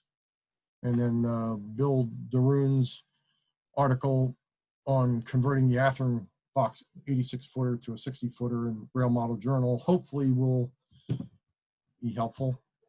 And the more general background comes from Jeremy Taylor's book on Conrail commodities, and Jeff Wilson at Kalmbach has produced two really informative basic knowledge books about railroading in the automotive industry and how to model freight cars in general. So that's what I have. I appreciate the opportunity to share that with you. Does anyone have any questions? Actually, looks like we have a question. If you knew what numbers the B60D cars were, D-Leg Dog. The B60D cars are in, here we go, the B60D are 277,801 to 277,916. There we go. Yeah, There we go. FYI, John, if you have a copy of the Morning Sun Color Guide to Freight Equipment, Volume 1, there is a picture of B60C on page 68. And show him the cover in the camera so you can see. Yeah, I mean, No, show him the cover so we can This- see what book. this book. Okay. And then there's a nice broadside of a B60C here. I was looking to see if there's a D picture in here, but there's not. It's just a C. So, Morning Sun Conrail Color 2. no, the Color Guide to Freight Equipment. Volume 1. Or I don't know if it was a volume That's a two, Larry so- Young book, right? Yes. Yeah, Yeah, Larry, Larry yeah, Young, the Larry Young book. okay. And then there's a comment that this needs to be an article once you have actually completed a car. Yes, that wouldn't be a bad idea. That certainly would be a fun thing to try. So We are expanding the quarterly to 40 pages, starting Yes. starting with the first issue in 2021. There'll be some space for it if you've got some material. Yeah, Oh. otherwise Rudy's got quarterly material through 2025. So without expanding the quarterly, we couldn't get anything more in Yeah, there. I'll tell you what, it's actually been really nice. We've had a lot of contributions. Yeah. To the quarterly, and it's part of actually a big part of our decision to expand the size of it was because I'm getting more articles than we can print. oh, great problem to have. Yeah, yeah. Yep. Yes, speaking of the Conrail Quarterly, it occurs to me that a Conrail Quarterly issue sometime within the past 10 years, I think, had a brief article about these cars. And had some kind of grainy black and white pictures of, I think, some of the fabrication work at Hollidaysburg. Okay. Look, they're all in our garage. Yeah, so we also have an index. It's on the CRHS website. Oh, okay. There's an all-time article index. I don't think I put the latest issue in there yet, but everything from summer of 2020 and earlier should be on that index. Okay, good. I will take a peek. Yeah, and if you can find the issue, either I'm going to have it or we may have another member that's got the original digital files, so we can try to track them down. Okay, good. I'll give it a shot. Thanks. Awesome. All right. That pretty much wraps it up. So yeah, we kind of transitioned into the quarterly. So that was the $5 increase in the yearly dues this year was because the quarterly is going to be substantially longer. It was 8 extra pages now. Yeah.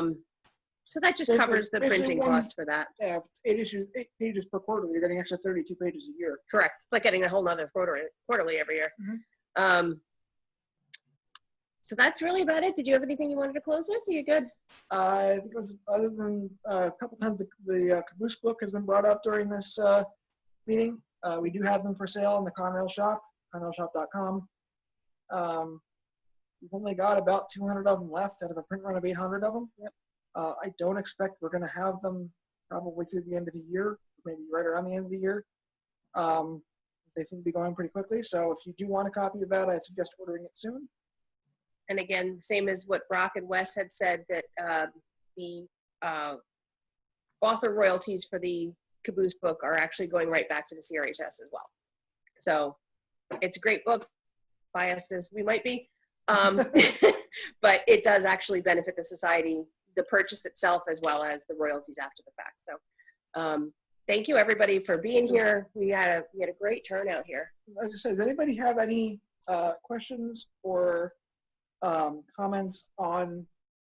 Actually, this? hold that thought. Yeah. We just got a question. Any plans on issuing the quarterly back issues as a digital to buy? We have talked about that. The biggest hurdle to that has been getting digital files for the ones that were released prior to 2010 or 2011 when White River took over production.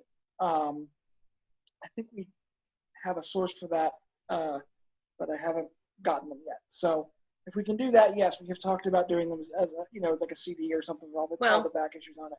There was also a conversation about getting custom thumb drives printed for the CRHS, and when you buy the thumb drive, you get the quarterlies on it as well. So We do also have an entire shelf full of back issues here in the garage. Oh, yeah. To sell out for $2 a piece. So a good chunk of our back issues, at least more recent ones, are available through the Conrail shop. Yep. So yeah. We are looking into it. We're going to circle back with that at some point, but yeah, it's definitely something that's been discussed. In that vein, does anybody else have any questions, comments on the activities of the CRHS directly? I know we sent out our board meeting minutes recently. Oh, hey, look at that. Larry Young is working on a volume 2 color guide. That would be very There you helpful. go. This book, I think this book is about 20 years old now. So if you have a volume 2, that would be great. The volume 2 is coming out next year. Yeah. I think so. I heard some Yeah, stories about 2000, so it is 20 years old now. Okay. Yeah, does anyone have any other thoughts, anything, questions about, like I said, the society, any of our restoration activities, any of the quarterly, anything like that? Like I said, we did send out our meeting minutes from a board of directors meeting a few weeks ago. We got a couple emails about them for comments we've already responded to, but I didn't know if anyone had anything they wanted to bring up here in the meeting. Just kind of watching the chat here. Yeah, I mean, did you mute everybody, or are they muted on their own? they can unmute themselves. Yeah, so if anybody's got anything they want to throw in there, you can unmute.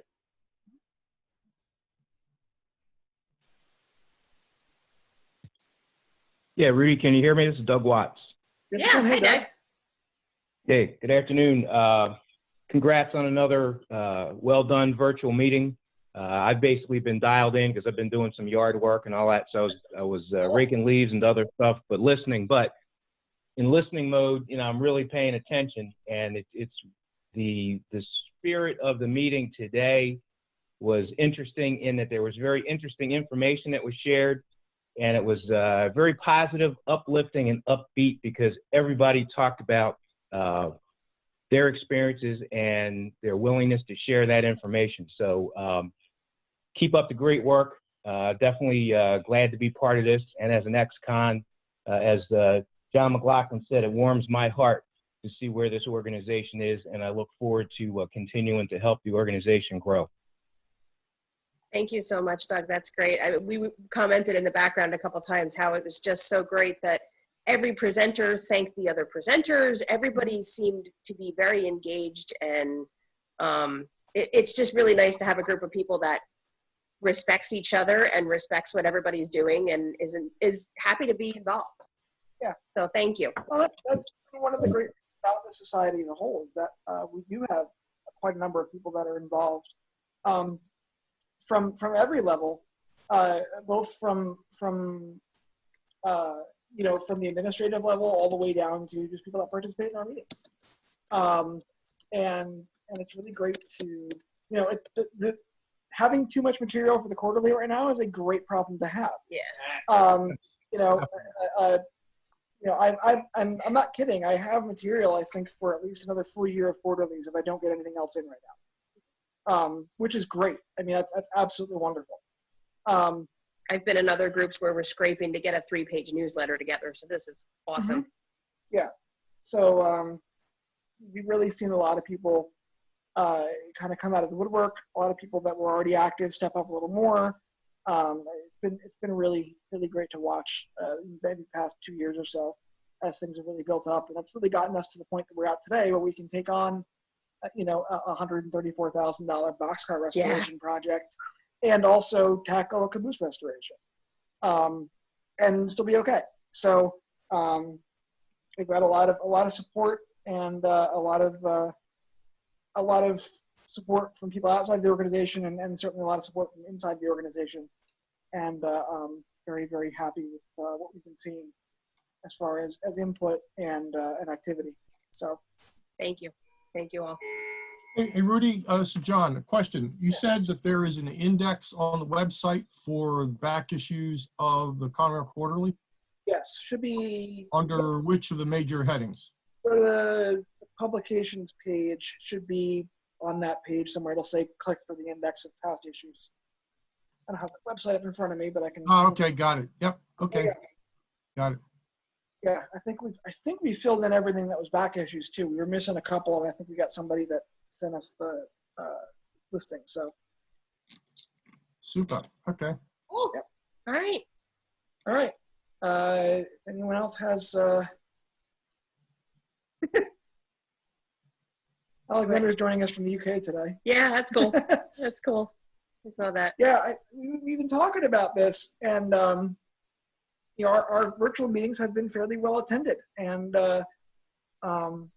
it's maybe something even once we can meet again in person, we can still do this kind of stuff as well and use it as a supplemental thing.